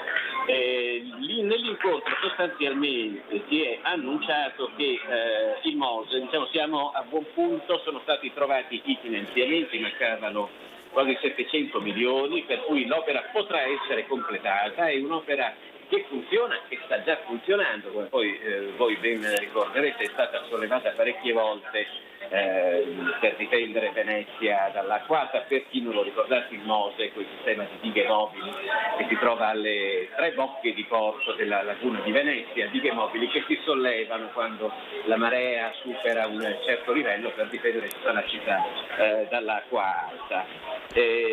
Non solo il Mose funziona e sono stati trovati i finanziamenti per farlo completare, ma verrà anche per quello che riguarda le manutenzioni, verrà rifinanziata attraverso la legge speciale per Venezia. Devo dire anche che a margine di questa conferenza stampa l'assessore regionale Roberto Marcato ha annunciato la firma per la costituzione della ZLS, e la zona logistica semplificata. Si tratta di una richiesta che era stata fatta al governo perché una parte della laguna di Venezia e diversi comuni della provincia di Rovigo entrassero a far parte di questa ZLS, e sostanzialmente per 10 anni le aziende, le imprese che si trovano su questo territorio godono di sconti dal punto di vista fiscale, di agevolazioni burocratiche che fanno saltare molti passaggi e anche di finanziamenti. Sono delle zone che vengono decise quando ci sono delle obiettive difficoltà economiche, come per ovviarle. Per cui diciamo che da questo punto di vista sono 2 buone notizie per Venezia. Filippo, grazie davvero. Grazie a voi. Grazie, poi ovviamente ulteriori informazioni e notizie riguardo a questo nel corso del nostro telegiornale di Venezia a partire dalle 19. Noi adesso invece apriamo la pagina politica e lo facciamo con l'ospite che ci ha raggiunto qua in studio, Giovanni Zorzi, Partito Democratico. Buongiorno. Buongiorno, grazie per l'invito. Ho visto che era collegata con noi Cristina Guarda, Europa Verde. Buongiorno. Buona giornata a tutti quanti. Non so se siamo collegato, ma ancora forse no. Fabio Crea di Fratelli d'Italia dovrebbe collegarsi, aspettiamo che si colleghi con noi. Noi intanto partiamo perché tanti sono gli argomenti. Noi non so se avete sentito, ma abbiamo parlato con Federalbergatori di Treviso, abbiamo parlato anche con Venezia nella stessa maniera e la situazione è drammatica. Abbiamo anche fatto servizi ieri con supermercati che chiudono, ristoranti che devono sospendere o ridurre l'attività. Insomma, una situazione che sta davvero diventando tragica in tutti i sensi. Parliamo delle attività economiche, ma l'abbiamo già detto. Questa situazione riguarda anche le famiglie, perché anche le famiglie non riescono a pagare le bollette. Abbiamo già detto più volte, il governo deve prendere in mano questa situazione immediatamente, perché purtroppo il tempo adesso è davvero poco. Tanto bisogna capire quale governo, nel senso che al momento stiamo ancora assistendo ai teatrini su se Salvini andrà al Viminale oppure no, ed è tutto tempo che perdiamo ed è tempo che perdono gli italiani per avere una risposta. Mi auguro che la Presidente del Consiglio incaricato, perché ancora non lo è, venga incaricato presto, Giorgia Meloni, e proceda a mettere il Paese nelle condizioni di avere un governo. Nel frattempo, quello che è stato fatto finora dal Presidente del governo tuttora in carica, sia pur per il disbrigo degli affari correnti, cioè il governo Draghi, ha messo in campo un pacchetto di misure importante, 60 miliardi di euro senza fare debito. Eravamo primi in rapporto al PIL in Europa, prima addirittura della Germania, che ne aveva stanziati solo 50, la Germania adesso ci ha superato la grande con i 200 miliardi di scudo, ma questo per dire che l'impegno del governo Draghi c'era stato su questo fronte, di sostegno, di tamponamento di quello che è una situazione drammatica. Detto questo, noi stiamo aspettando e spingiamo molto che avvenga il prima possibile un intervento europeo sul tetto al prezzo del gas, sul disaccoppiamento tra il prezzo dell'energia e quello del gas, che sono interventi che potrebbero in qualche maniera cambiare in meglio la situazione. Quello che serve adesso, e mi auguro che il nuovo governo che si assumerà anche la responsabilità di mettere in piedi una legge di bilancio molto molto drammatica, possa intervenire sul breve periodo cercando di mettere mano alla composizione tariffaria. Ci sono degli oneri di sistema che pesano gravemente sulle bollette, che possono essere coperti da nuovo gettito, tipo le tasse sugli extra profitti delle compagnie energetiche, e che ci possa essere un intervento a favorire quello che molte aziende già vogliono fare, molti comuni vogliono già fare, cioè l'autoproduzione energetica. Noi abbiamo comuni che sono pronti a seguire quelle che sono le indicazioni della legge sulla comunità energetica, quindi autoprodursi con pannelli fotovoltaici, con energie rinnovabili, energia poi da distribuire, mancano i decreti attuativi, quindi io mi auguro che il nuovo governo possa dar seguito a questo. E quello che ci chiedono le aziende, perché in questa campagna elettorale uno dei temi, il principale tema che abbiamo avuto modo insomma di incrociare parlando con le aziende è quello dei costi energetici, è importantissimo quello dell'autoproduzione energetica. Un'azienda che ha la possibilità di mettere pannelli fotovoltaici da subito sul proprio capannone si trova in una selva di burocrazia e di lentezze, bisogna assolutamente intervenire su questo. Non ultimo, io credo che sia importantissimo quello di continuare la strada intrapresa dal governo Draghi, quindi il credito d'imposta del 50% per le aziende per sostenere i costi extra dal punto di vista energetico, e ovviamente un intervento più importante, più mirato, allargando anche le maglie dell'ISEE per le famiglie, proprio per dare un supporto. Giusto per capirci, di solito il peso del costo energetico sul bilancio della famiglia è del 5-10%, adesso siamo già oltre il 30, il 40 e il 50%. È chiaro che non si può andare avanti così. Io lo vedo collegato con noi, Fabio Crea, Fratelli d'Italia, buongiorno. Buongiorno, chiedo scusate il ritardo, ma zone dove non prendeva bene, sono un po' in giro. Dunque stiamo parlando della situazione, abbiamo sentito Federalberghi, abbiamo parlato, faccio un po' un riassunto per Fabio Crea, una situazione che sta diventando drammatica, attività che stanno sospendendo, ristoranti che stanno riducendo gli orari, supermercati che addirittura chiudono, e oggi il presidente di Federalberghi Treviso dice situazione che è drammatica, continuando così davvero chiudiamo, perché non ci sono insomma rialzi del 600%, è davvero impossibile andare avanti. Ne abbiamo parlato davvero tantissimo, però quello che tutti dicono ora, insomma, il nuovo governo deve fare davvero presto. Fabio. Ma devo dire che non è che si stia parlando di una novità, era una cosa ben nota, gli allarmi esistevano,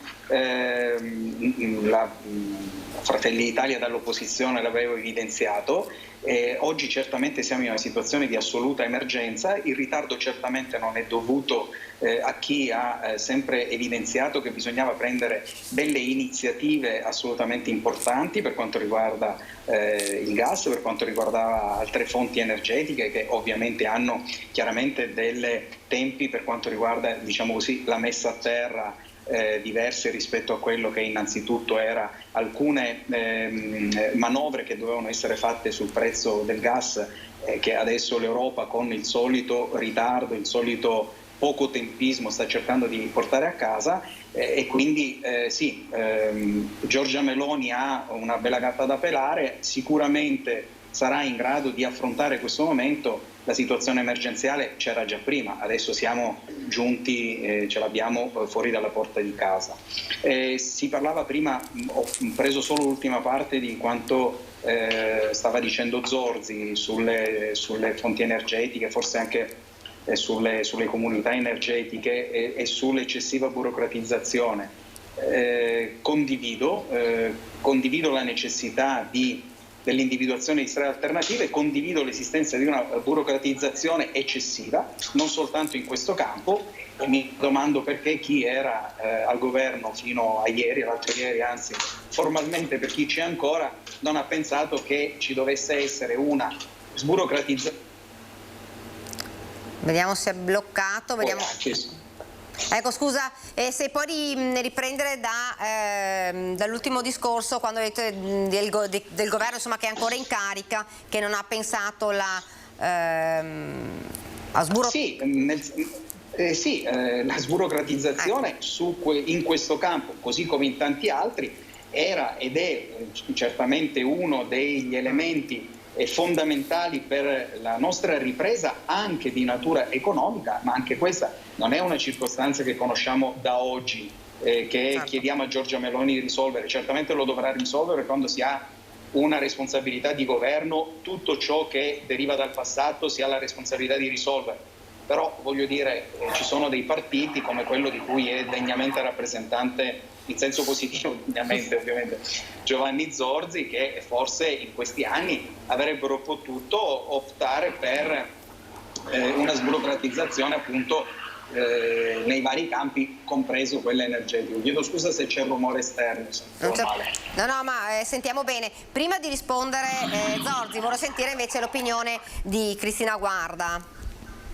Grazie infinite. Allora, la ricetta deve essere immediata ed è composta da 3 ingredienti. Il primo è che gli extra profitti in toto devono essere richiesti indietro per pagare le bollette e restituire i soldi a imprese e famiglie. E questo è un obbligo, perché fino ad adesso la richiesta del solo 25% sui 100% dei miliardi che hanno guadagnato in più le imprese come Enel, Edison e le altre, senza quindi avere supporto dell'aumento anche dei costi del gas, eccetera. Quindi sulla base di questa speculazione su cui stanno indagando proprio grazie agli esposti che ha presentato il mio partito Europa Verde già a febbraio di questo anno, prima dell'emergenza dovuta dalla guerra, ecco, tutti questi extra profitti devono essere restituiti, perché in una fase di emergenza di questa grandezza è evidente che nessuno può abusare delle disponibilità e della serenità di famiglie e della sopravvivenza delle imprese. Il secondo ingrediente è quello di cominciare a dividere i costi dell'energia. Non è possibile che chi sceglie contratti con imprese che fanno energia rinnovabile abbiano gli stessi prezzi, paghino gli stessi prezzi di chi invece paga energia proveniente dalla produzione attraverso gas. Non è tollerabile quindi che ancora oggi non ci sia una separazione di questi costi, perché l'energia rinnovabile non deve passare come un'energia costosa al pari del gas, anzi, se è meno economica, visto che lo è, deve essere pagata onestamente secondo i costi di produzione.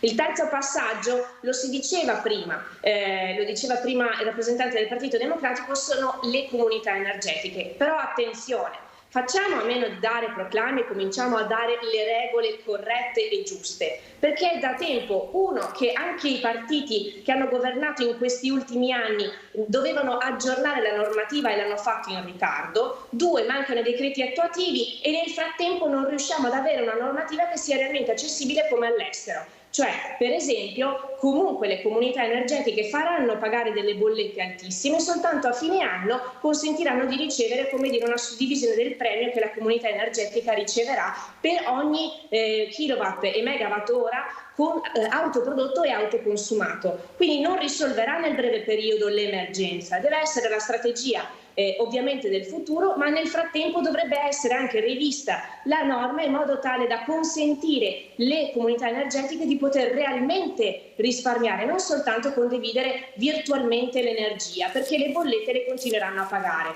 Sono 3 elementi e ingredienti fondamentali che però, attenzione, devono essere portati avanti da questo governo seriamente, da questo futuro governo, perché al momento mi risulta sia delle discussioni che abbiamo avuto in Consiglio regionale, ma anche dalle discussioni che ho ascoltato durante la campagna elettorale, non sono la strategia principale, cioè non c'è dato sapere se realmente verrà richiesto il pagamento del 100% degli extra profitti da parte del futuro governo, se verrà richiesto il pagamento degli extra profitti che dovevano restituire allo Stato secondo quanto votato dal precedente governo Draghi e che ancora queste aziende non hanno restituito, tanto che, ribadisco, abbiamo presentato un altro esposto per verificare se siamo di fronte a un ennesimo e gravissimo caso di evasione fiscale da parte di aziende come Enel, Edison e le altre.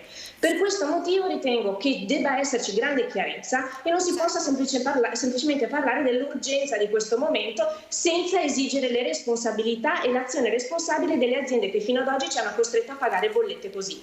Allora chiedo di essere un po' più brevi perché sennò non riusciamo a fare il giro. Zorzi, prima non so se ce l'abbiamo ancora, Fabio Crea, perché vedo che va e non va il collegamento. Eccolo qui, Fabio, ce l'abbiamo in linea. Immagino che tu voglia rispondere sulla questione, insomma prima c'era il governo perché non ha fatto, il governo c'era il PD perché certe mosse, certe cose non sono state fatte. Allora rispondo all'avvocato Crea, a cui va anche il ricambio di stima. Allora noi la legge sulla comunità energetica, il disegno di legge è stato presentato grazie proprio al Partito Democratico, all'onorevole Graziano Del Rio. Il governo Draghi era in procinto di approvare i decreti o di comunque istruire i decreti attuativi, poi è andato a finire come è andato a finire, quindi adesso siamo con una legge, come diceva la consigliera Guarda, che va senz'altro perfezionata. Riguardo invece all'eccessiva burocratizzazione, anche qui siamo di fronte a una situazione che chiaramente negli anni scorsi era vista come una realtà con cui ci si doveva confrontare, quello per cui per chiedere l'autorizzazione c'erano dei tempi. Adesso siamo in una situazione di emergenza e anche qui, se il governo fosse nel pieno delle sue funzioni, spero che sarebbe riuscito insomma a sistemare la cosa. Non è così. Aggiungo un quarto ingrediente alla ricetta giustamente presentata dalla consigliera Guarda, che è un tema che può dar fastidio a molti, ma è un tema che permetterebbe nell'immediato di intervenire, che è quello del risparmio, del razionamento energetico. Capisco che non è la cosa più semplice da fare, però i dati che ci sono stati riportati, ascoltavo l'altro giorno un intervento di un economista del centro studi Vision che dice che 1/3 del gas consumato in Italia è sprecato. 1/3. Certo. Quindi bisogna, e mi auguro che il nuovo governo, quello che sarà, insomma, lo consideri come un elemento da affrontare, quello di mettere in campo delle misure di incentivo, di premialità a chi va verso appunto un efficientamento, un razionamento, quindi un risparmio dell'energia, contro lo spreco. Insomma. Fabio, ti ho qua. Ecco, io poi volevo anche parlare dell'addizionale IRPEF che divide il mondo politico. Vi volevo far sentire, se avete 2 minuti, il servizio proprio dell'assessore Donazzan che si dice favorevole, dice penso che i veneti diranno di sì, la fase sociale è delicata. Donazzan che parla anche però di politica e del futuro in regione. Sentiamo un attimo questo servizio e poi volevo farlo commentare a Fabio Crea ed anche poi di una marcia su Roma della CGIL che parla invece di un ottobre antifascista. Prima parliamo dell'addizionale IRPEF, sentiamo il servizio. Sono certa che se chiedessi ai veneti, Veneto tu che puoi, non quello che è in soglia di povertà, non quello che non ce la fa, dare un X perché queste risorse vanno qui in Veneto, in questa direzione, le persone più bisognose, gli anziani in difficoltà, i giovani per l'università, io credo che i veneti potrebbero dirci di sì. Se chiamati a dare un contributo in una fase sociale delicata, i veneti non si tireranno indietro. Questa è la convinzione dell'assessore Donazzan nei giorni in cui la regione sta decidendo se introdurre o meno l'addizionale regionale IRPEF. La Regione del Veneto è da 12 anni che non ha l'addizionale regionale, cioè questa tassa che poi è una tassa che entra nel bilancio della regione, quella stessa regione che è ben governata e che poi produce servizi, dà risposte.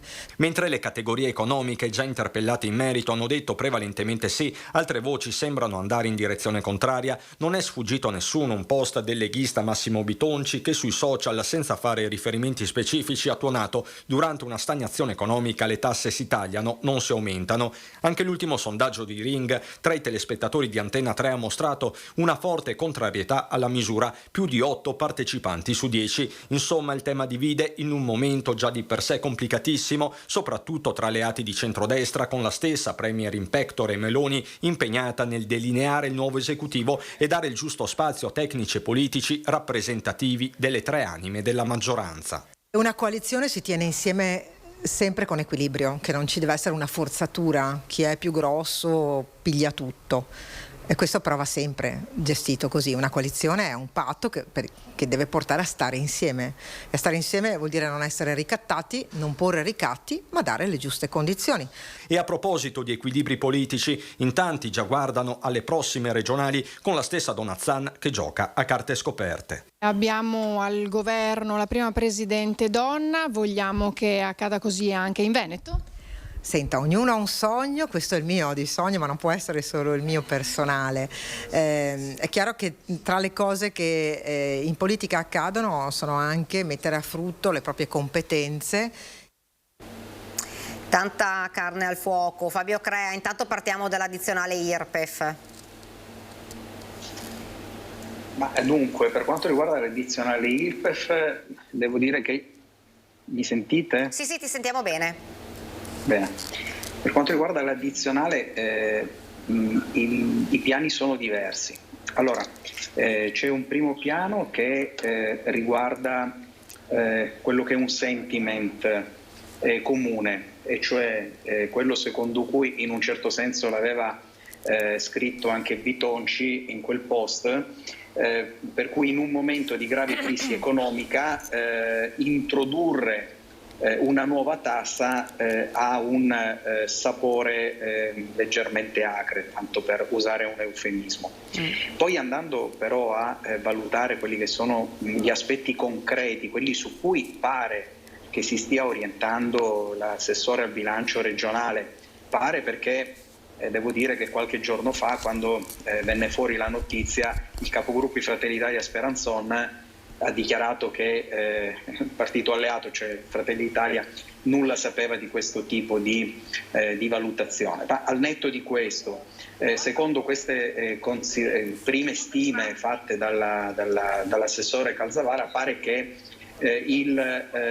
l'addizionale deve riguardare intanto non le fasce più basse, fasce reddituali più basse della popolazione veneta, però quelle credo da 25.000 euro in su. Si stima, ieri sentivo il vicepresidente Finco fare riferimento a una media di 44-45 euro pro capite, e per un totale di 300 milioni da destinare, quasi come una tassa di scopo, da destinare al sociale.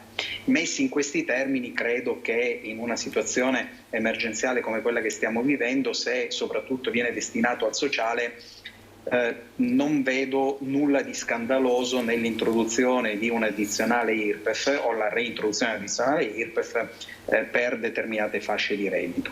Detto ciò, però, mi si permetta una considerazione per quanto riguarda l'addizionale IRPEF, perché questa è la cartina di tornasole di quello che è un progetto, quello autonomista, che rientra nel programma di questo governo, e dove se si applicasse veramente quello che è il principio autonomista, che è quello in cui necessariamente la regione deve avere i cordoni della borsa e quindi deve avere il gettito fiscale, è evidente che quelli che sono i comparti più importanti per la gestione dell'ente regionale e della popolazione regionale, e cioè la sanità, e cioè il sociale, che sono di stretta competenza regionale, è evidente che il principio autonomista vorrebbe che l'IRPEF, quella normale, non l'addizionale, fosse a vantaggio e appannaggio esclusivo della regione. Quindi l'addizionale IRPEF in un vero progetto autonomista diventerebbe quella verso lo Stato centrale,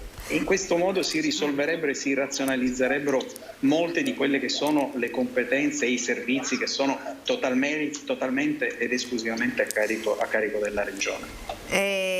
Giorgio è d'accordo, in questo momento la gente dice una tassa non è certo il periodo del momento giusto per nessuna fascia, insomma sono tutti in crisi dal cittadino all'imprenditore.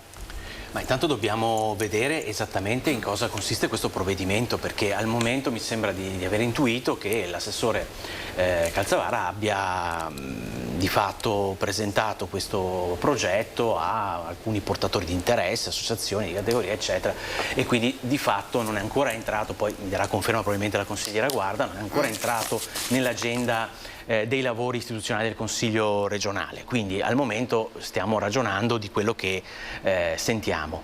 Io ho raccolto da parte soprattutto delle forze sindacali una certa preoccupazione riguardo a questo progetto, non riguardo al fatto che una tassazione sia comunque da praticare in un periodo come questo, ma no, ma la questione è proprio a chi va a colpire l'IRPEF. Certo.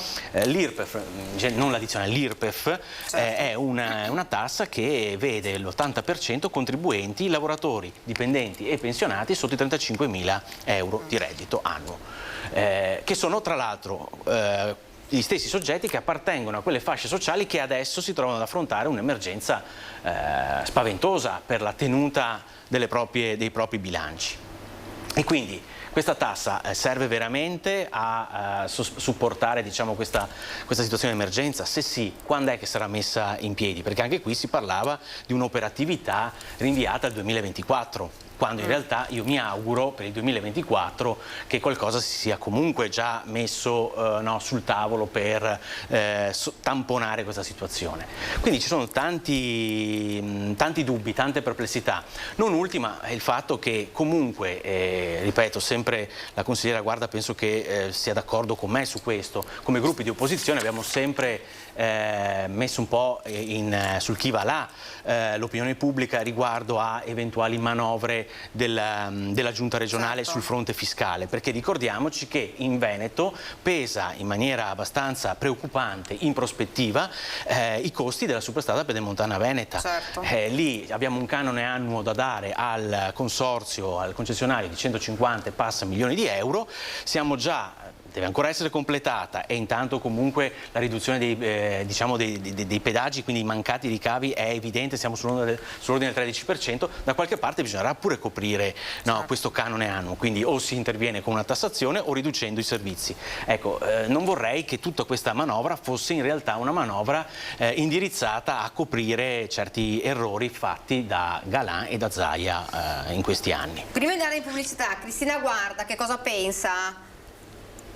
Il fatto che è davvero imbarazzante sentire politici di centrodestra che fino allo scorso anno in Consiglio regionale hanno dichiarato la propria totale contrarietà a qualsiasi ulteriore aumento per i redditi alti, quelli superiori addirittura, all'epoca parlavamo dei 100.000 euro, no? di euro appunto di reddito, sentirli oggi invece fare una totale inversione, approvando una proposta che è stata descritta ed interverrà sui redditi sopra i 15.000 euro, dai 15.000 euro in su, è davvero umiliante, ma è molto imbarazzante. E soprattutto perché, guardate, un messaggio deve essere molto chiaro. In Veneto servirebbe un contributo dei redditi più alti, quelli che stanno veramente bene anche in questo momento di crisi, ok?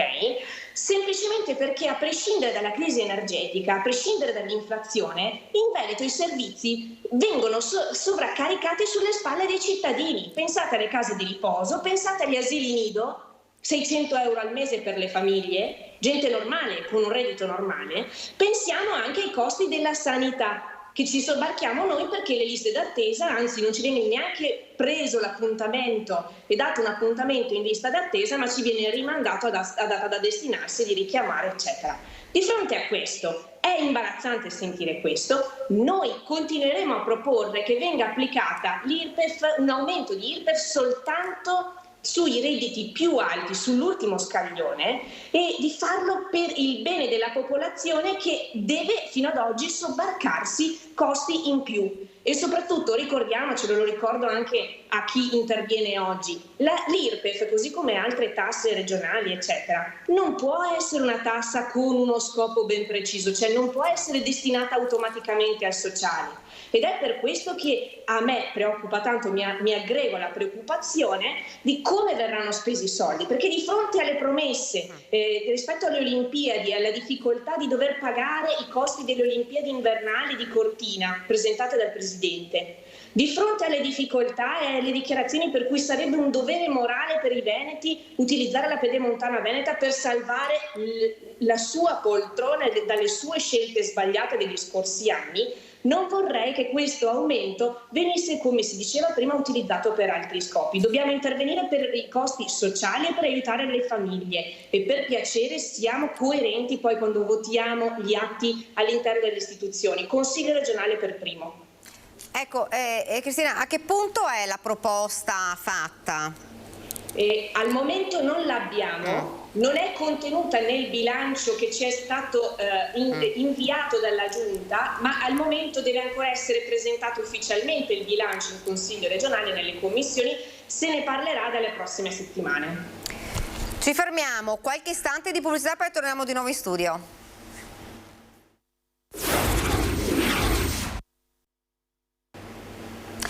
Siamo tornati in studio per l'ultima parte di questa nostra prima edizione, prima di tornare a parlare dell'addizionale IRPEF e della tassa eccetera, perché poi riguarderà tanti cittadini. Io volevo parlare con Giovanni Zorzi della direzione nazionale del Partito Democratico, che è in corso dalle 10 di questa mattina. Letta dice il simbolo rimane quello, e Andrea Martella, segretario regionale del Partito Democratico, pochi giorni fa diceva sì, però insomma dobbiamo capire dove dobbiamo andare, la nostra entità, le nostre identità. Ma è in corso da questa mattina un dibattito all'interno dell'organismo dirigente, il massimo organismo dirigente del partito, la direzione nazionale.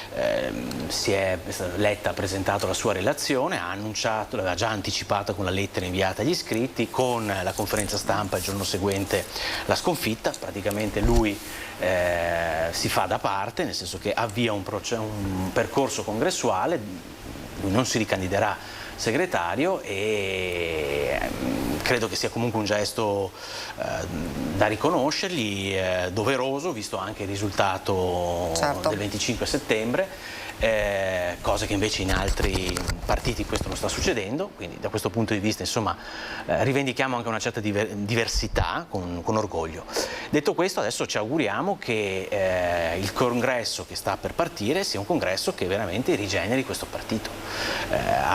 Il Paese ha bisogno di un partito di centrosinistra forte, che sia in grado di tenere testa a questo governo di destra, e quindi c'è bisogno di un partito che sappia parlare alle persone, che sappia interpretare quelli che sono i bisogni reali, concreti delle nostre comunità, e che le sappia trasformare in proposte politiche credibili ed efficaci. Non sempre, purtroppo, in passato questo è avvenuto per il nostro partito.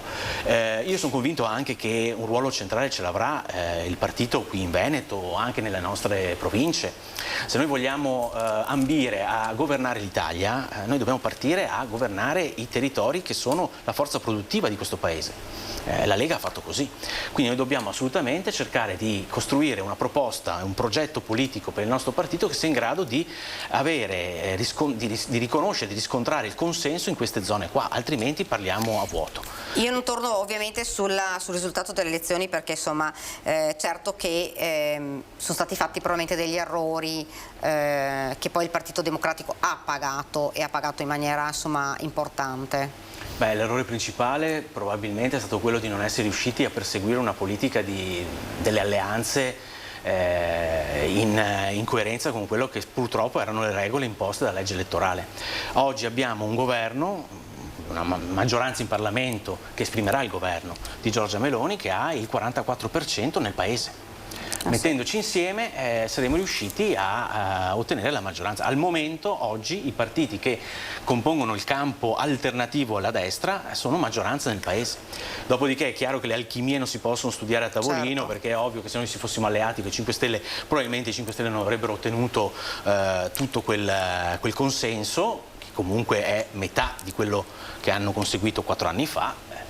Però questo è il dato di fatto. Io credo che adesso l'opposizione che deve essere fatta nei confronti del governo, del futuro, nascituro governo Meloni, sia un'opposizione seria, in cui la guida aspetta inevitabilmente e inesorabilmente dal Partito Democratico, il quale però ha anche l'obbligo di ricomporre le relazioni all'interno di questo campo.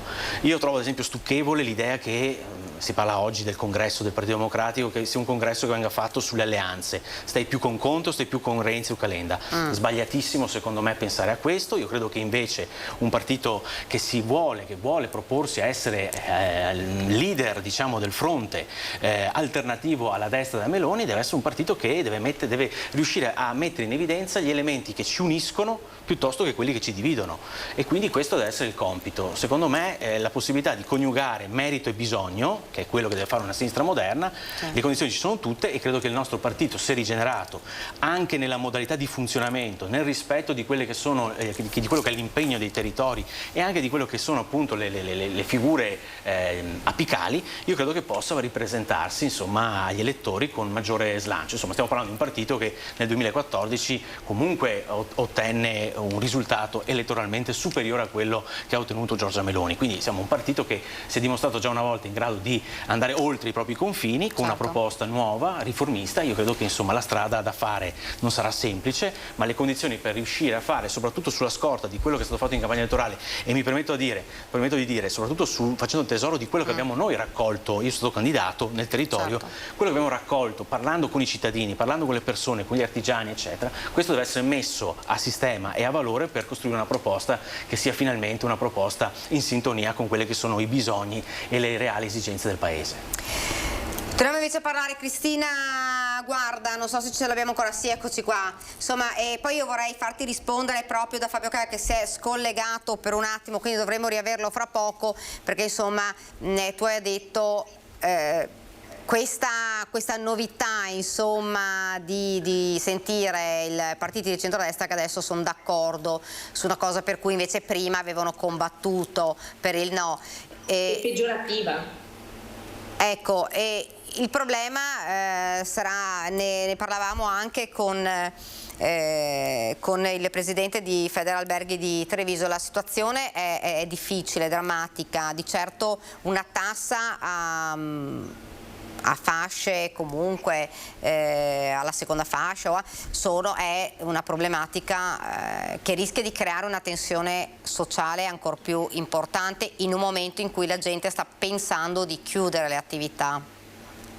Sì, il principio è un consigliere regionale che guadagna all'incirca 100.000 euro all'anno può permettersi, insieme alle persone che guadagnano come lui, dirigenti eccetera, di pagare 1.200-1.400 euro all'anno di contributi in totale per l'IRPEF, compresa la parte che già oggi paga.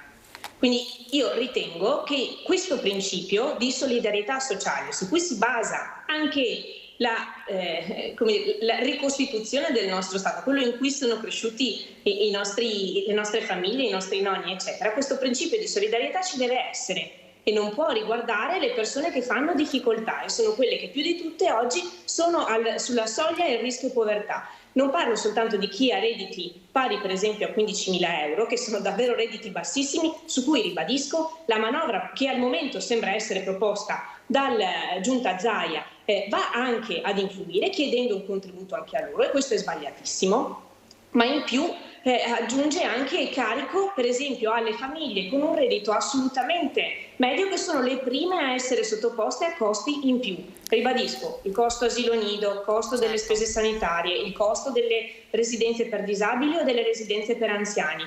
Questi sono costi che la Regione del Veneto non ha contribuito ad abbassare in questi anni, sono recentemente con 4 euro o con un bonus una tanto di 200 euro, che tra l'altro non riguarda nemmeno tutti, e con anche budget appunto limitato. aiutato e che devono essere in realtà aiutate proprio delle categorie che stanno meglio. Questo è un principio sacrosanto, non si parla di intaccare quindi le imprese, perché il reddito di impresa è altro, si parla di andare ad intaccare e a chiedere un contributo alle persone che stanno bene. Ecco, Fabio Crea, non so se hai seguito, poco fa diceva la Cristina Guarda, stupisce che adesso il centrodestra sia d'accordo su reinserire una tassa che in realtà fino a poco prima non si voleva. Cristina, poi... Sì, no, semplicemente se non mi ha ascoltato prima, il principio era questo. Lui non ha potuto seguire le discussioni del Consiglio regionale, ma lo scorso anno per l'ennesima volta, di fronte alla richiesta di chiedere a chi guadagna di più e a chi sta bene, le persone fisiche che stanno bene, di dare un contributo in più, c'è stato risposto in maniera molto sprezzante: assolutamente no, noi non andremo mai a chiedere. Per questo è imbarazzante che oggi la proposta riguardi non soltanto quei redditi, ma riguardi i redditi più bassi. Questo ritengo che sia imbarazzante, è un cambio di rotta che è gravissimo ed è anche peggiorativo rispetto alle condizioni iniziali. Fabio. Allora, nessuno di Fratelli d'Italia fino al momento si è espresso in maniera decisiva, favorevole, acconsentendo all'introduzione dell'addizionale.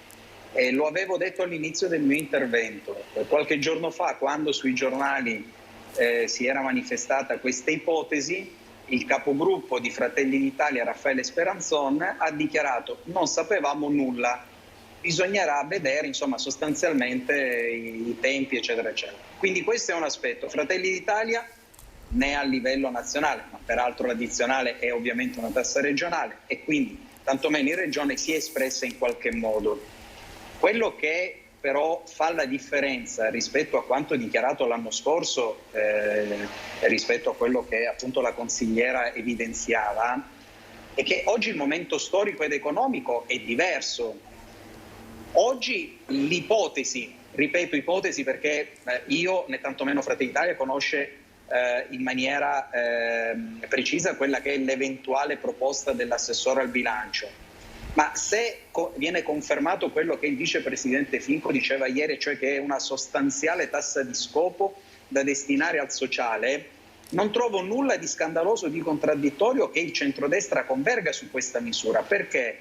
Perché la situazione attuale è sotto gli occhi di tutti, vi è una situazione di gravissima emergenza di natura economica, una gravissima emergenza che investe innanzitutto quelle che sono non soltanto le famiglie per quanto riguarda le bollette, ma anche, faccio un esempio per rimanere nel sociale, le case di riposo, le quali parimenti alle famiglie pagano le bollette energetiche, le bollette della luce, le bollette del gas e quindi sono sottoposte a dei gravissimi disavanzi di bilancio. Per cui se in una situazione emergenziale, un anno dopo quella discussione, vi sono delle condizioni per un comparto, quello sociale, che necessitano di un correttivo o un'integrazione, non trovo assolutamente né scandaloso né contraddittorio la posizione del centrodestra.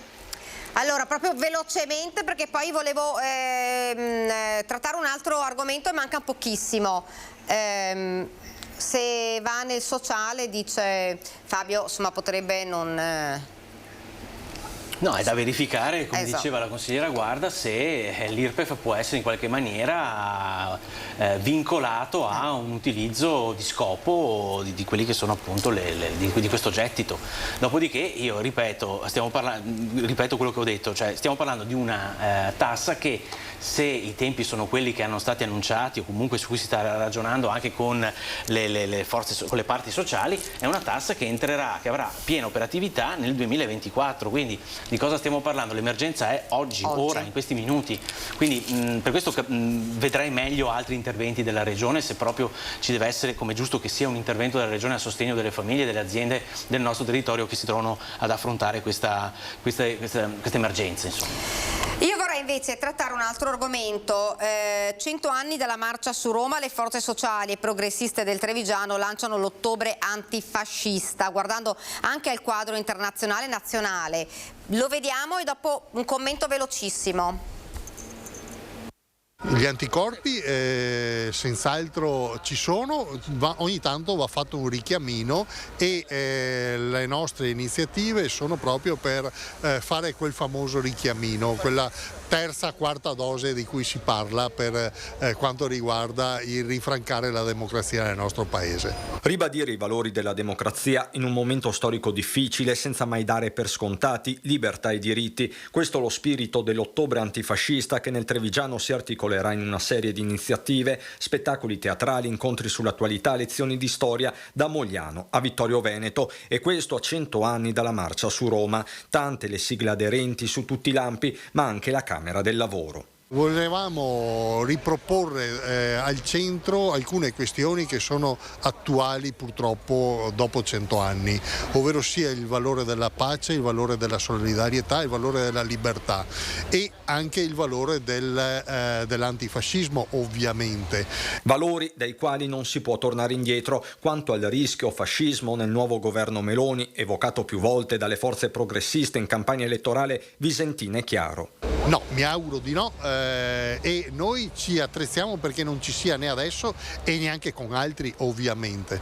Intanto si chiedono gesti concreti. Sinistra Italiana con Coalizione Civica torna a rivolgersi al sindaco Mario Conte perché ritiri la cittadinanza onoraria concessa dalla città di Treviso nel 1924 a Benito Mussolini. Sarebbe un bel segnale, sarebbe un segnale che toglierebbe il comune di ambiguità, di rapporti internazionali che ha anche la forza politica che guida questo comune, perché non può dire il sindaco Conte io penso ai trevigiani. I trevigiani sono cittadini europei del mondo e devono avere ben presente dove sta il loro sindaco.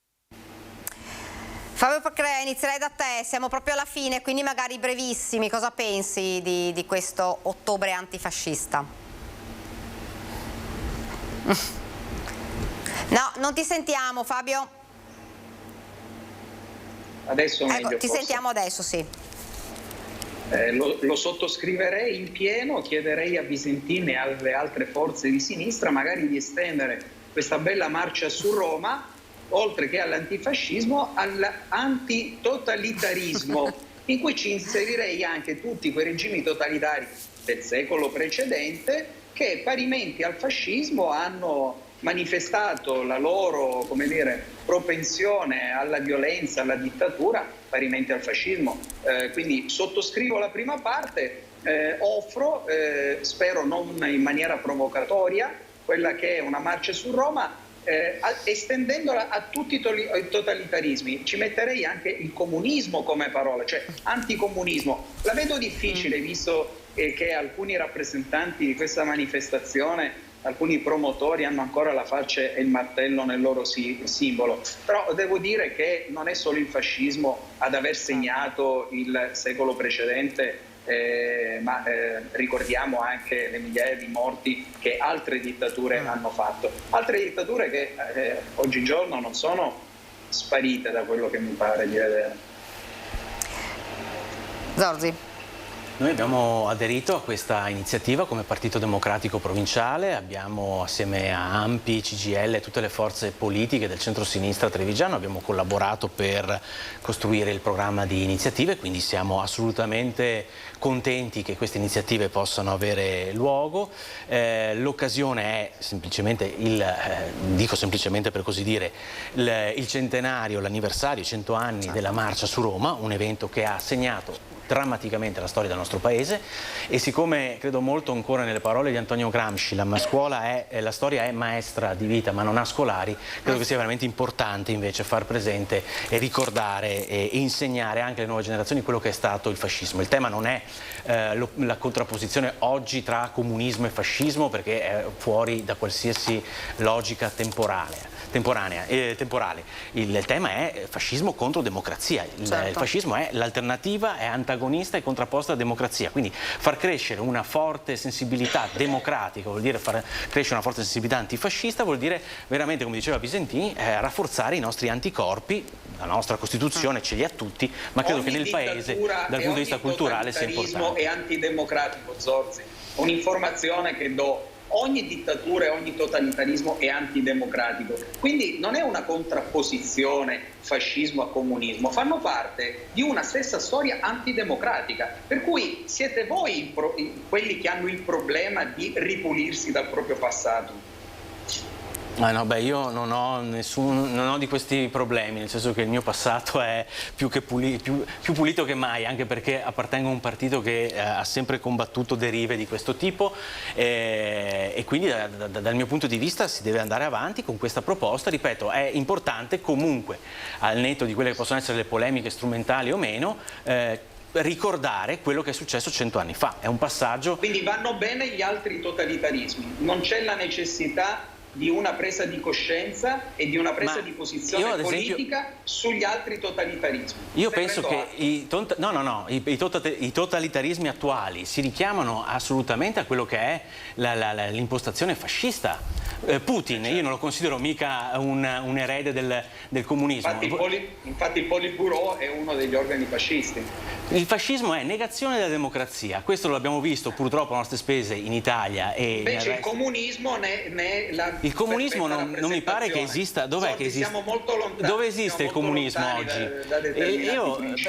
No, ma io voglio capire, il comunismo oggi, così come è stato concepito a suo tempo o realizzato in Unione Sovietica, dove lo troviamo oggi il comunismo per considerarlo un pericolo per la nostra democrazia? Io vedo invece un pericolo quello che sono le recrudescenze di un certo neofascismo che ancora ci sono. E l'assalto, in quale stato democratico? L'assalto l'anno scorso, esattamente l'anno scorso, da parte di Roberto Fiore e di altri camerati alla Camera del Lavoro a Roma, quello è un assalto neofascista e non mi sembra che ci siano assalti neocomunisti. Parimenti agli assalti che abbiamo subito noi nei banchetti di Fratelli d'Italia da parte di esponenti della sinistra, di quella sinistra a cui voi siete alleati.